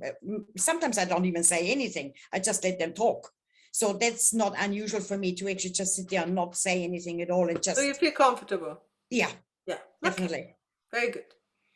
Awesome. So that was lovely. Let's go in our break. It's late, but doesn't matter. We have our 10 minutes. It's 3 minutes here to 8. So we see you in exactly 10 minutes in your time. And please mute yourself for that. Maya, are we going up to 9 p.m. today? Yeah, should be. Yeah, we should be able to finish in time. Okay. So my mic is charged. Can you hear me? Okay. Super, super. Okay. Can I ask you a question? Sorry. Yes. So just before we went on the break, you made a very interesting point to Claudia when she was speaking about my restlessness. You said the restlessness could be the husband. Yeah. It was so spot on. Like, how did you pick that up? Like, do you mean the restless, like the husband is restless enough to pick that up, or the restlessness represents the anxiety with the husband? Like, I just wanted to understand that. Yeah, I would say that. So, well, of course, we don't know before we see it, right? Yeah. However, before Claudia realized that this restlessness started a year ago, and that was when you then said it was when you reunited with your husband and you picked something. That is so you can always go two ways. You can start a constellation with what has been said. So if you're talking about an illness, you can put the illness up. If you're talking about an emotion, you could put the emotion up, right? But in the course of the constellation, it will come out that these abstract figures are always representing family members. That's normal. It will always be a family member in the end, right? So in this case, it was just a picture, knowing about the restlessness started when you reunite with your husband, that if Claudia would choose a representative, or you would choose a representative for the restlessness, that it is most likely you would choose a male representative, and most likely in the course of the family constellation, it would turn out that it is your husband. Yeah? That's interesting. Yeah. So that's, but we cannot be for sure before we see it. So that would be something you were very welcome to constellate in a practice workshop or in an open workshop when you have a turn, right? So that is how you deal with either diseases or emotions or sensations You can always use them, but in the end, it will be persons, it will be family members. So you come to this point at one stage. And it means that the person has restlessness, and that's what the person picks up, or it is because of the person that the restlessness comes up. Which one would it be? That's we don't know before we see it. It could be either. Yeah. Yeah. It could be also an entanglement with a third person. You know. Yeah. It could have nothing to do with your husband. we True. see it when we see it. True, because he is extremely restless, and I didn't make the connection till you said that. Interesting. Yeah. Thank you, Maya. So what is also, now that we are, of course, at the issue, is we might see in a family, because we're already doing one, we might see in a family constellation that you are picked on his restlessness. Yeah. So that there is not a reason behind your restlessness, it's his restlessness. Okay. Also possible. Wow. Thank you. Any other questions? Oh, yes, just quickly, Maya. The left and the right body is, can that mean male, female as well? Is that? Yeah. Yeah. Energetically, yes. Yes. Energetically, the right side is the male and the left side is the female. Yeah. Okay. Yeah. Thank you. Mm-hmm. And another question back to the start when you were talking about the manifestation periods. Would somebody that does the constellation sometimes have like a healing crisis or stuff that comes up as a part of that, you know, Definitely, manifestation? Yeah. Okay, great. Definitely, yeah. Can be, doesn't have to be, but yeah, definitely possible. Mm-hmm. Okay, so let me share my slides again. And then we go in the second part that we will speed up a little bit. So we are talking about leading a group. Hang on, is it recording? Let me see. Yes. It is, okay. So we are now talking about leading a group. I want you to memorize the 3 letters CAI, not CIA. This is how you can memorize it. It's the CAI. What does it stand for? Let's look at it. So you know probably by now that I'm a big dog fan, right? Dogs have taught me a lot. Starting from my own anxiety of dogs that was horrifying to, you know, having lots of dogs and rescuing dogs now. That was a journey. So I learned a lot from dogs, and I learned especially a lot from dogs when it comes to groups, because they are naturally forming a group and they are showing you basic orders in groups, right? So this is why I have this little charts here. So think when you're leading a group of a pack leader. Yeah, a pack leader is leader. That's mostly a female, an alpha female, not a male. Right? Most of the time, it's a female, a pack leader. And what they have 3 attributes. Yeah. First of all, they need to have the trust of the pack to do the right decision. Otherwise, they couldn't lead it. The pack is very picky, right? They want a pack leader that can save their lives, right? So they need to trust the pack leader that they can do that. And therefore, the pack leader needs to be confident as opposed to be arrogant. Yeah. There is a very distinct fine line between confidency and arrogancy. Okay, so that's the C in CAI. The next one is the pack leader needs the oversight to step in when the pack needs order. Yeah. And that is an attribute of being assertive, not aggressive.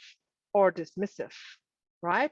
It might look aggressive, but it is not the emotion of aggression, it is assertiveness, right? That is the A in CAI. And thirdly, the pack leader has as the strength to lead through unknown terrain, to uncertain situation, right? When nobody else wants to lead, that's when the pack leader is there for, to lead through this. What does the pack leader need to have for that? It needs to be in charge. It needs to fill out this space to go to be at the front of a movement that doesn't know where to go, right? And how are they in charge? Through body language. So that now you got the CAI. Being a facilitator of a group needs to have CAI. Yeah. Nothing of this can be missing. Otherwise, you will at one stage be in trouble. Because one of the situations will come which needs your pack leader abilities. And if they are not there, then the group goes astray. Falls apart. Okay. So talking in human words again, we are talking about group dynamics when we are thinking of groups, right? Groups forming a dynamic. And this is why they need to be led. They need a leader, right?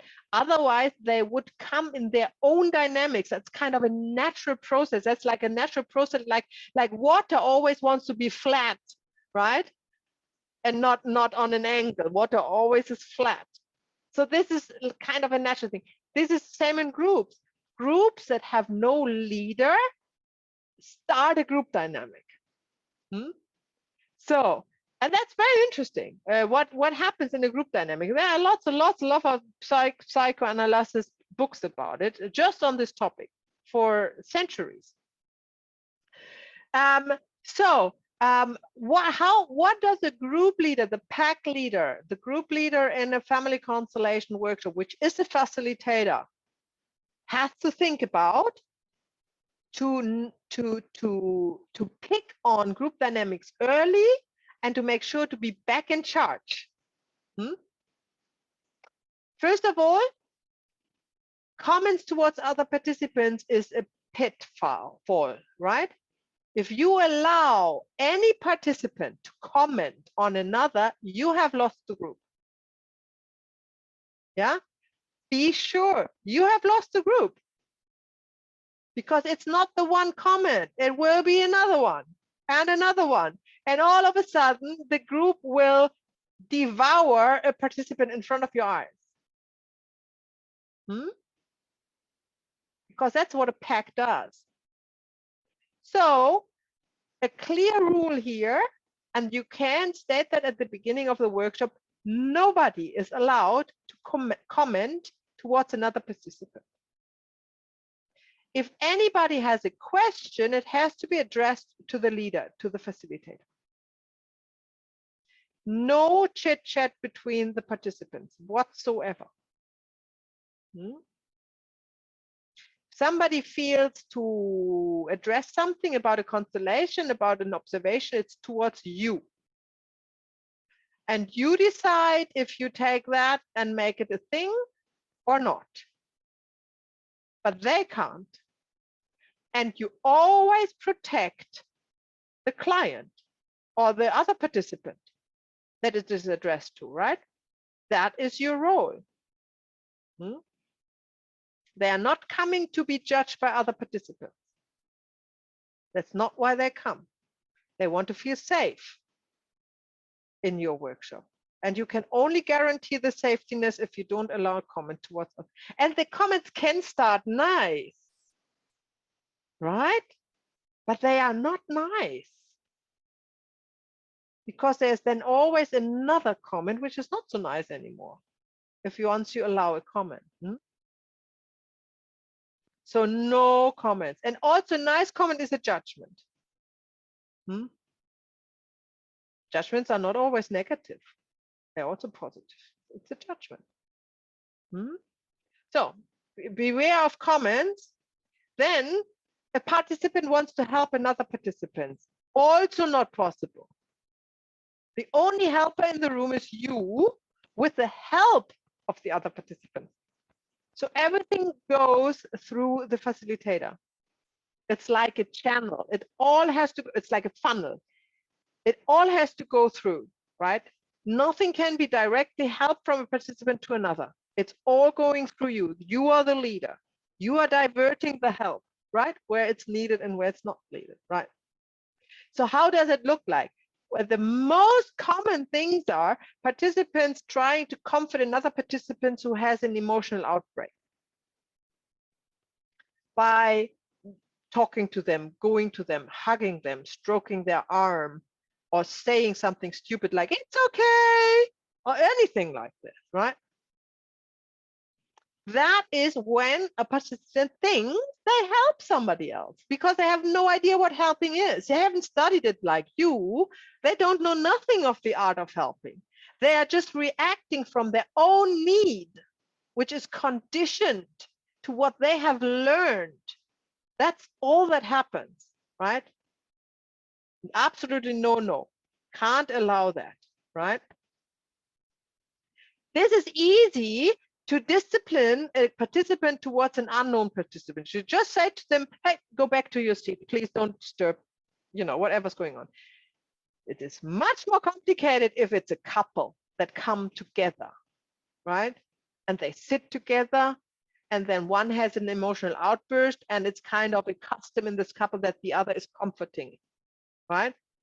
That's more difficult to tell them not to do that, right? But you still have to do it. You still have to say not to do that. But you say it like, this is not the time, do that later if it's still needed, but let the constellation go on. Yeah, don't distract it with your interference, right? For example, that's what you would say. Same with friends, close friends that come together, right? And then this hugging, like workshops are kind of a place where people love to come to hug, which is fine, which is great, no worries, but not when a constellation is going on. Yeah. The only hugs are the ones that you are guiding, that you say now hug. Other hugs, not in the not the participants who sit around, nor in the constellation, right? Because this is a strong impact on the field, right? It has a strong impact. Like every movement of the soul has a strong impact, and we have to take it for that, and not let it happen outside. Like everybody is remember, everybody is participating in the constellation, even if they are not representing or constellating themselves. They are still part of the constellation, and they still have an impact through their observation and through their actions, what they do. So if they start to snore or pick their nose or whatever, this has an influence on the constellation, as well as if they are engaging themselves actively into the constellation. And some participants have emotional outbursts sitting in the, sitting there, which is great for them. That's a great relief. They have, their own constellation going on, right? Nobody should disturb that. This hugging somebody when they have an emotional outburst is taking away the power from them. Yeah. And making it your own business. It's not your business. You have to respect a person's emotional body, and that's theirs, their responsibility. Yeah. So it's really, really, really important. Yeah. And although it's probably, if you're kind of the person who really likes to hug friends when they're crying, and you think they really want that, so you feel uncomfortable just sitting there and let them cry, try it next time. Don't turn away or something. Just sit there in silence as you have practiced, and fully aware and fully present with your friend, and let them have their moment in the safety of your presence. You know, that is so much more powerful. And there is not an inch egoistical behavior from your side there. Right? It's really, really strong. Distractions, of course, that's also forming a group dynamic. You know, if somebody is distracting, whatever goes on there with whatever, you know, they start to whatever text on their phone or something like that. You know, you don't know, or starting a conversation with somebody else. Everything could be a distraction, or running out in and out the room for toileting or whatnot. Yeah, this is also where the pack leader has to step in and put this person to order. Because this is a beginning of a group dynamic. This can go out of hand. And this is not all the field, like you know, all the field is guiding, that the field is telling this person to hug another, and this person to ramble, and the third person to run to the top. This is not the field, right? This is egocentric behavior of the people. Has nothing to do with the field, right? And there can come chaos from, I've heard of so-called family constellation workshop. I have heard of such kind of situations where everybody is allowed to do everything. And there's absolutely no order and no leadership, and still called a family constellation because the field is doing all of that, you know. So you get the picture, right? This is not the field, not the morphogenetic field of a family system that is doing this. So then there is, of course, the case that can happen that a group turns against the participants, or worst of all things, against you, right? So first of all, let's talk about what the group stands for. I think I've mentioned that a couple of times. I hopefully have. Who knows this?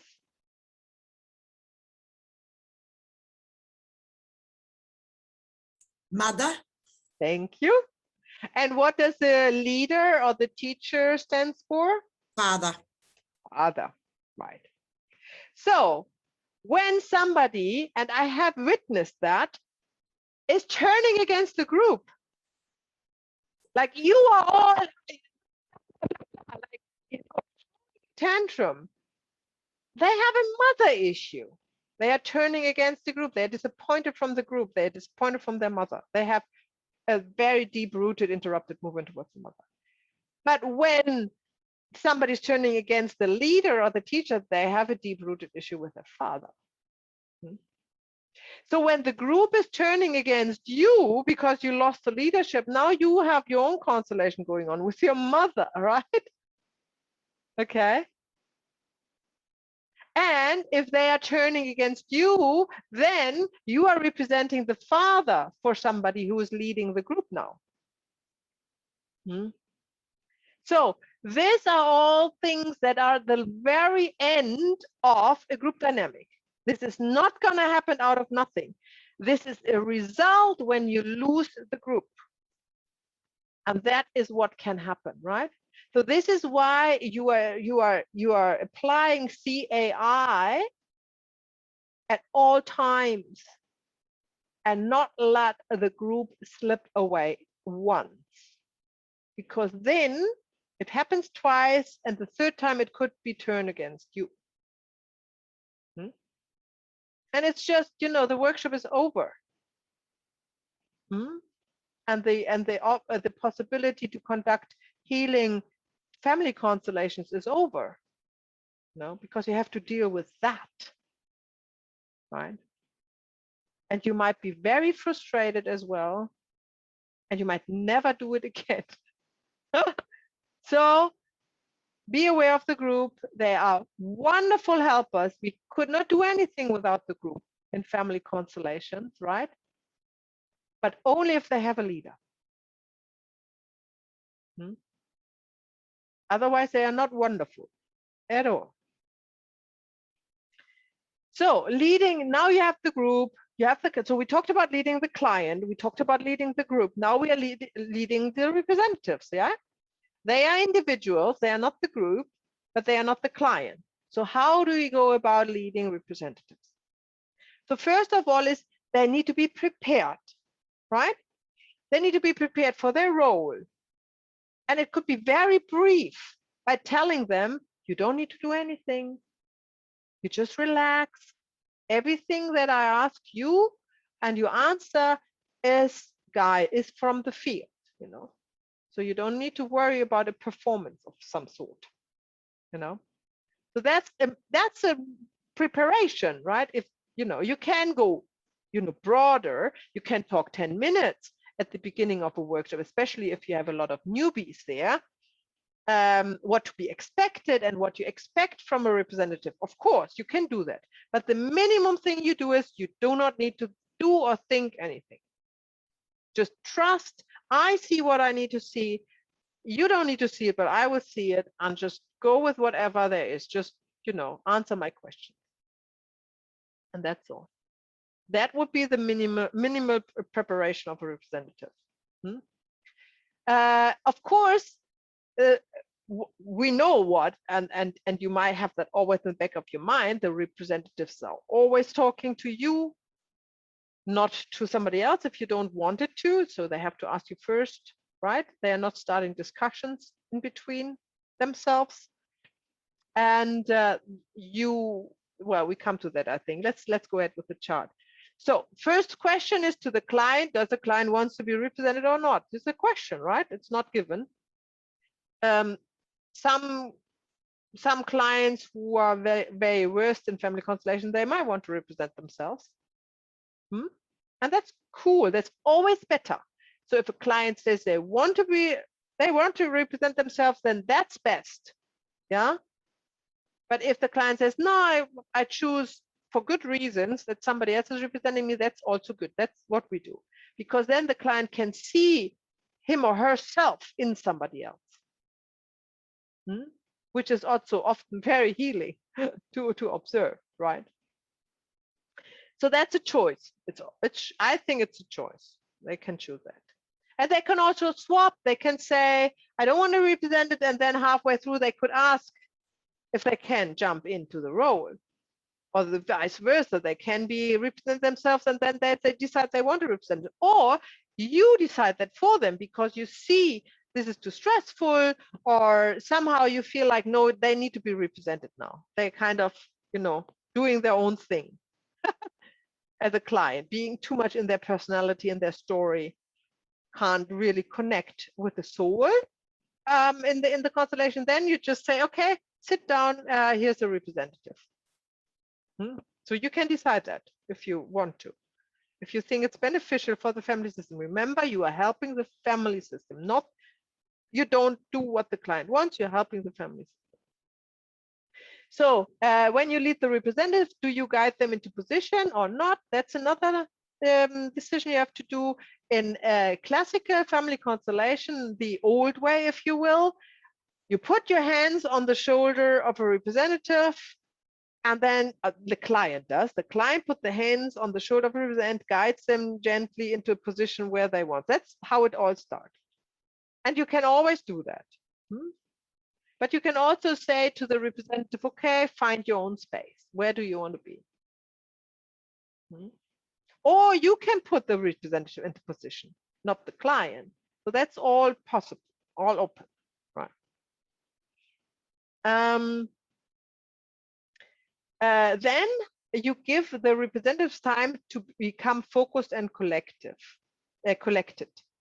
And just, I normally ask them to close their eyes, take some like 3 deep breaths, but then they have to open their eyes. That's very important. Don't allow them to keep the eyes closed. Some are probably comfortable in having the eyes closed and not comfortable in open them, but they have to. This is a work with eyes open. The only exemption is if they are lying down and representing a dead person and they really don't want to open their eyes, that's fine. But as long as they are standing up, they have to. If they say, I can't open my eyes, it's really difficult, that's a clue, of course, right?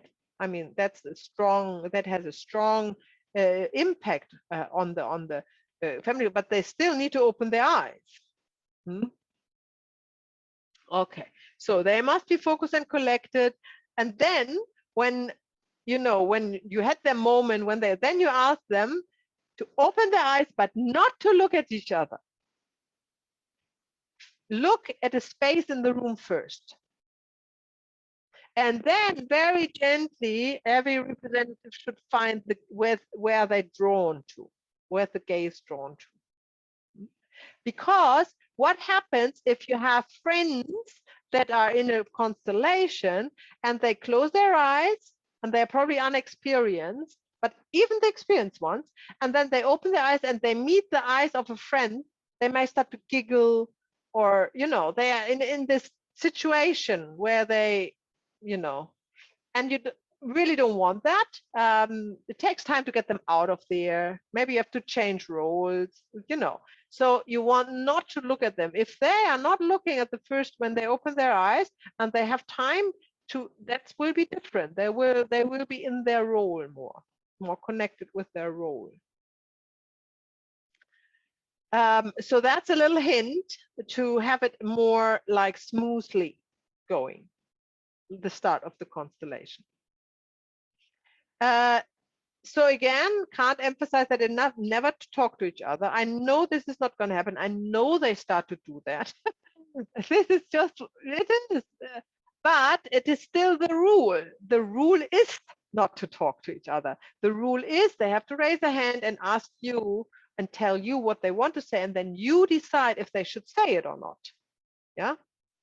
But then, you know, you come to a stage in the constellation where they say, oh, can I say something? And then they say it directly to the representative, and then the representative made answers back. And all of a sudden, they talk to each other.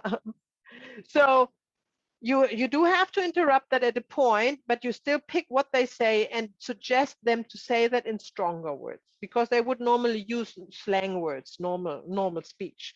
That's not what is strong in family constellation. We have our strong words. So you would listen to what they say, get what they want to express. When you agree that that would be the right way to go in this constellation, then you know, suggest to say either yes, thank you, or please, or any of the other sentences that you know of, right? Instead of what they have, you know, said. So this is why they should raise the hand if they want to say something.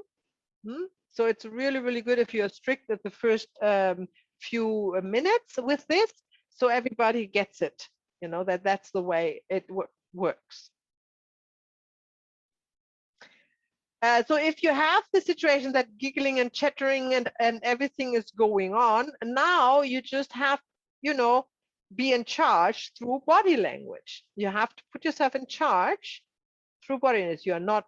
Don't need to be arrogant or anything like that, or aggressive with them. You just, you know, own the room again. Own the room again. Said, please shut up. Please be silent. Yeah, please be silent and respect the deepness of what we see here, right? Sometimes when there is like a giggling going on between the representatives, because there is such a strong energy that they cannot deal with. Yeah.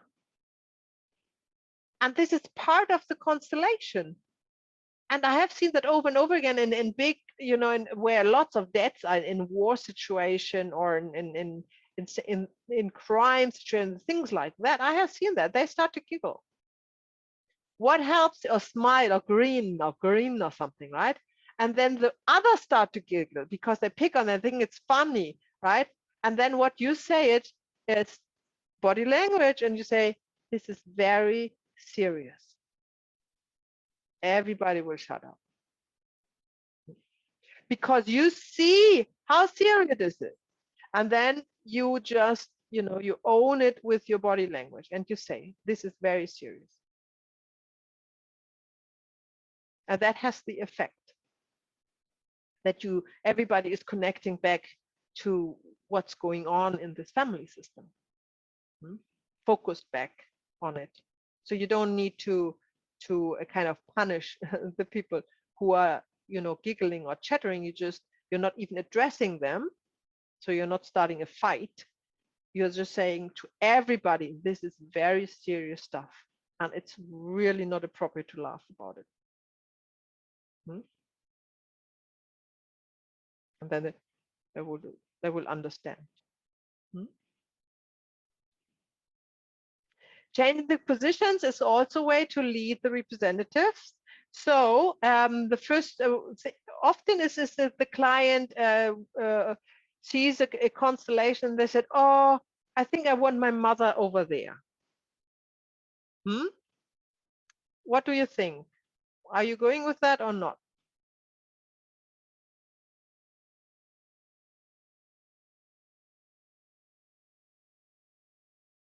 Any idea? Do you mean if the constellation is already full in Yeah. in going?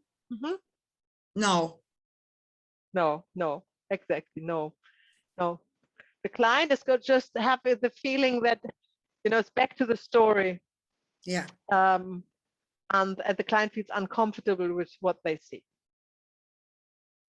And it's a good place to be there. Uncomfortable is always good in the constellation, so we definitely not go with that. So that's a no. What is if the representative wants to change their position? Mana? Yes, you would allow that. Absolutely. What is if the representative is running to the other end of the room? No. The movement needs to be slow. Exactly, Rosie. So what would you say to them? Slow down. And if they're already at the other end of the room, Stay there. go back. Go back. Oh, go back. Would you send them back though? Yes. Or would you tell them to stay there? Go back. Okay. Go back and start again, one step after the other. At the time. Yeah. And after every step, pause and check if you still want to go. This is the only way how the representative can find the right position for the movement of the soul. Every step counts. So what is if the facilitator is changing the positions of the representatives? Is that okay? Julie? Yes, I think so. Yep. Yes, I would say yes and no. So it depends on the situation. So we want to ignite a movement of the soul through the words of power. And we ideally want to observe the representatives moving. What we don't want to do is we don't have a picture of a happy family in our back of the head, and then after 5 minutes of constellation deciding we want to put father, mother, and child in the order, right? We don't want that. Okay, so there's this fine line where you allow the representatives to follow the movement of the souls, and where you give directions. So the most you can do is suggest to a representative, how about you look over there? Would you like to move closer? Never tell them to move closer. Always ask them. Ideally, you found the right words that you suggest them to say so they feel the movement themselves. And then they follow. Okay. So then also a way to lead is to find, to change the words, right? So if a representative is saying, I want to say, I'm sorry, or please forgive me, that's happening a lot. And you don't want that because it is not powerful. Then you need to change the words, right? So you find the shortest way to express what the representative suggests to say. No, when they say, I want to say, oh, please forgive me, then just say please. See how that moves the soul. Or look at me, or I see you. Something like that. And see how the souls are moved. That's then your role to guide the representative.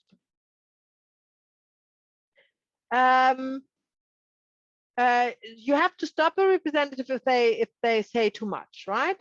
You know that the words lose their power as longer as they go on, right? Some words is good to emphasize, like saying please 3 times, something like that.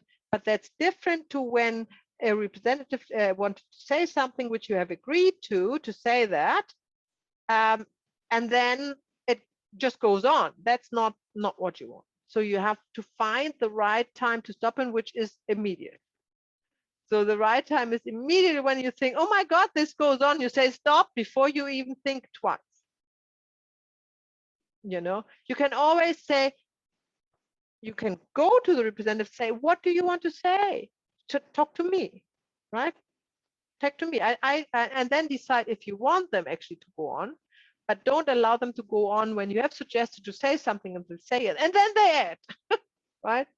So that's the other one. Very important is when a representative is saying something or suggests to say something, they don't know the power of it. They always use normal, which I call slang, normal day-to-day language. Has no power. You can say, if you say one thing and you say it with just not, it has not the, it doesn't move souls. So your job is to guide to lead the representative to find a word of power in what they want to say, right? And it could be anything, right? You know, your powerful words, and it's just you have to you're a translator, like it's another language, a language you have learned but they don't know, right? So you're just translating what they say. Let me just think. There was an example the last time it was quite gosh, it's off my mind, but the situation is always the same. The representative would say, for example, oh, I feel like I have hurt you so much, and I'm so sorry for that, and I'm really, goes on and on and on like this. What would be the power of word for that? Please. Please could be. I mean, we haven't clarified the situation, but please is definitely always a word of power. What would I heard you. I heard you, yeah. Yeah, I heard you. Or what would you most of the time use in this situation is, I see your pain. Oh yeah, I see you. Oh yeah. Or I see you hurt. Or stronger, if you're already heading towards a perpetrator victim situation, is to say, I didn't know it hurt so much. These are the words of power. Everything the representative has said is kind of expressing that, but it has no power for the soul, right? This is the valuable work of Gerd Hellinger, to found these words and sentences of power. And magically they work, and others not. So this is why I use them. And don't think you're repeating yourself. Oh no, I worked 15 years like this, and I always use the same words. It's, you have to, that's the work. You don't need to be inventive. That's not the point, The point is to apply these words in the right situation at the right time. So then also looking at the body language and suggest the appropriate words for acknowledging what is, even if the representative says something else. So this, I give you an example. You look at a representative, the representative clenches his fist, yeah, which is, we know, a sign of anger, right? Clenches the fist, and then you ask him, what do you want to say? And he wants to say, I'm sorry. You're not going with this. You're going with the body language. The body language comes first. So you say, you don't discuss with him that. You just go to the representative, say I'm angry.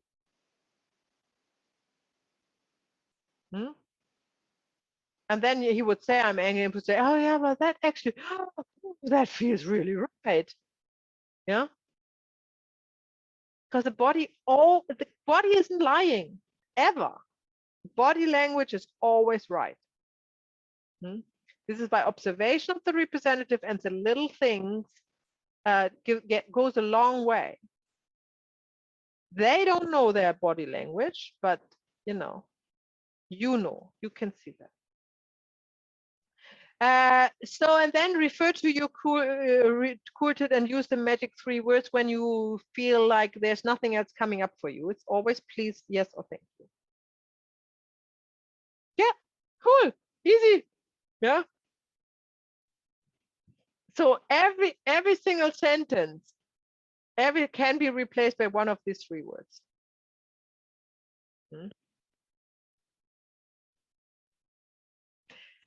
I want to warn you, this fishing for the right word is not working. Like, you have no idea what's going on, you don't see anything in the representative, and you say, okay, try yes, try please, try thank you. That's not working normally, right? But if you want to translate what the representative wants to say, but where it does work is if you want to find out what dynamic is in front of you, then you can ask the representative to suggest to say, please, and when that doesn't feel right, thank you. So do we have a child parent situation there, or a victim perpetrator, or a partnership, or an entanglement with an ancestor or something? Yeah, that's when you can use it. But that's not fishing for the right word. That's finding out the right dynamic, right? That's a different thing. Okay, so let's talk about the traps to fall into. Okay, so the client can take over the lead. That's a trap, right? You have a strong character. Sometimes the client is very strong. What do? You just pull, the leash and say to him not to talk. You are the leader. Don't forget that, not the client. The group takes over the lead. We talked about that in group dynamics, right? Although you are very grateful for the group and you are listening to what the representative said and what's going on, they are not taking over the lead. That's a different thing. Yeah, you're always leading. And if you think you lost it, have a break. Say, we have a break. 10 minutes, 15 minutes, whatever. Step out of the door, go for a little walk. Think of CAI. Think of a situation where you were in charge, where you had, where you were assertive. And then think about this situation, bring it back into memory, bring it back, and then go back to the group with this memory and this feeling.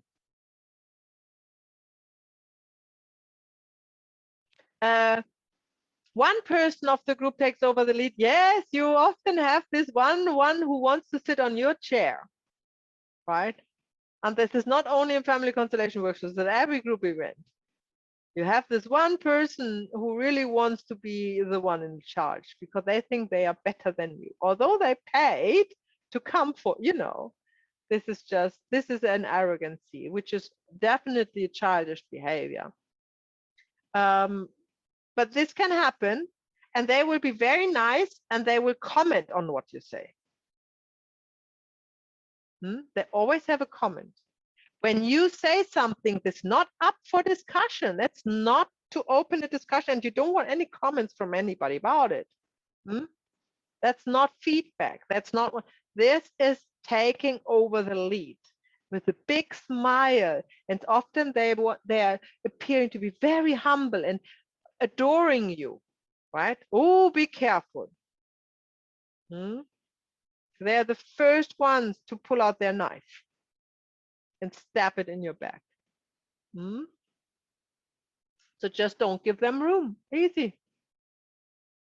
For example, I can recall a workshop a few years ago when somebody came, an in-person workshop, when somebody came for the first time who was very interested in family constellation, and apparently has done that before. And he came to our workshop, and And he was there very friendly, always smiling and always, oh yeah, and I know that, and yes, and he wanted to say something as well when I said something, right? So I was like, okay. Well, he didn't have the room, but then lunch break came and I was leaving and I heard him saying to somebody who had a constellation the first half of the day. He didn't know, obviously. He was coaching him. He took them aside in the lunch break and talked about the constellation with him and what he can do. So obviously he felt he made a much better job, you know, violating all principles of Bert Hellinger about family constellation, of course, at the same time, and making the participant very uncomfortable because he's judged. All of a sudden, it's up to discussion. So these signs were obviously in the beginning already. Well, you can't really stop it, although then, of course, I tell him not to do that. But this is very typical. So be aware of that. If somebody comes and wants to comment and compliment you and has always something to say when you just said something, that's what they want. They want to be in your chair and taking over the lead. So don't let them. Okay, the last pitfall is to not own a mistake, right? Mistakes happen. And they are not even mistakes. They are just misunderstandings between you and the universe. So just own it. There's absolutely no point in trying to make it right or excuse or anything, not for yourself, not to others. It's just owned and go on. Just go on. Don't let it distract you from what you do. Yeah. But don't ever defend yourself. You don't need to be defended. You are the leader. You decide what to do, and if you decide to make a mistake, then that's your decision. You have to own it. You have to apply CAI also when you make or you feel you made a mistake.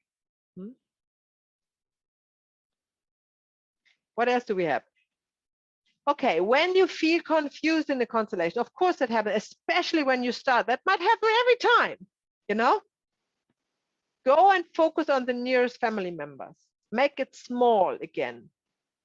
Put the client, focus on the client, father and mother, or just father.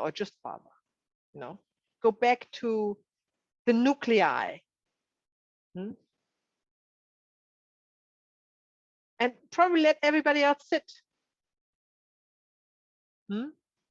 So you are back on track, and you can start the line of inquiry again, or just finish it off with it. If you can't finish the whole picture, then finish probably the dynamic between client and mother. Don't put too much on your plate, right? When you start. Then leading with authority versus wisdom. So of course, wisdom is something you will gain. But this is not a work for for really young people. The work gets better as the older one is. Right? That's the good news. It's at its best when you are 80, maybe, right? So don't if you don't have the wisdom, you don't try to camouflage it with authority. Then you own it. You still own it. That's leadership. You own it. You know a lot, but you haven't experienced a lot yet. That's fine. And let the wisdom come from this. That's what I can say. And not breaking off a constellation at the right time is probably also the greatest trap that you can fall in, because you kind of feel you want to go on because you kind of feel like you haven't done enough or something like that. A weird feeling of having done enough for the client. You feel the client is not satisfied or something like that. So this is why it's so important that you actually notice the height or the peak of a constellation. You need to notice it. How do you notice that?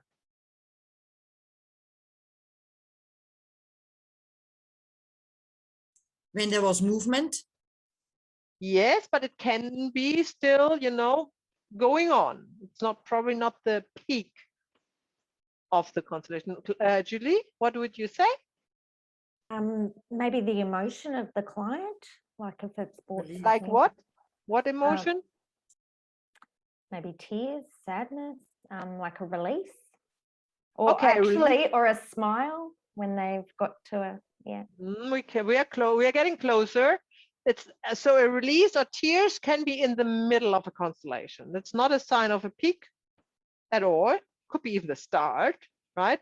A smile is just already going in the right direction, but it's not necessarily showing the peak. Relief. In form of what? Just if there's no tension, they feel, like it looks like they're happy now. We're in a better place. Yes. And how do you know that? A breath, maybe. Yeah, Like a deep breath. a sigh. Sigh. Yeah. You always look for the sigh. If the client or the representative of the client has a sigh, that's when you break up. Because it's finished. That's where it's finished. And this is why you never lose the client and the representative of the client out of your sight, ever. If you miss this point, you go on and on and on with the constellation because you cannot find out where the peak of the constellation is. Because the peak of the constellation is not a happy end scenario. It's where something has been lifted and it has the strongest energetic power. And this is where you want to leave it. Because the work of the constellation goes on up to half a year, right? And you don't want to miss this point where, at the height of it, like the wave at this highest peak, but then the wave still moves on and breaks, right?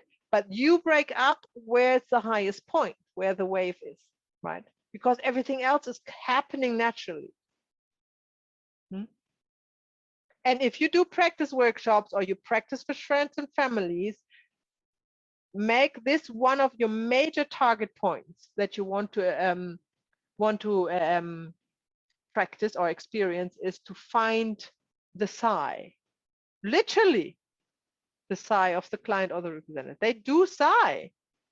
It is maybe subtle, but or it's a big subtle sigh, but you will see it if you don't lose sight of your client. Okay, so then there's another trap that you want to finish a constellation, although it's not time yet, right? That's kind of the other side of the flip side of the coin. How do you know the constellation is not finished? There was no sigh.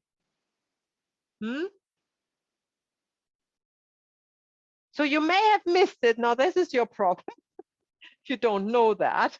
But if you are aware that you had your eyes on the client and he's not showing signs of released tensions or haven't done the sigh, so you just, you're not done yet.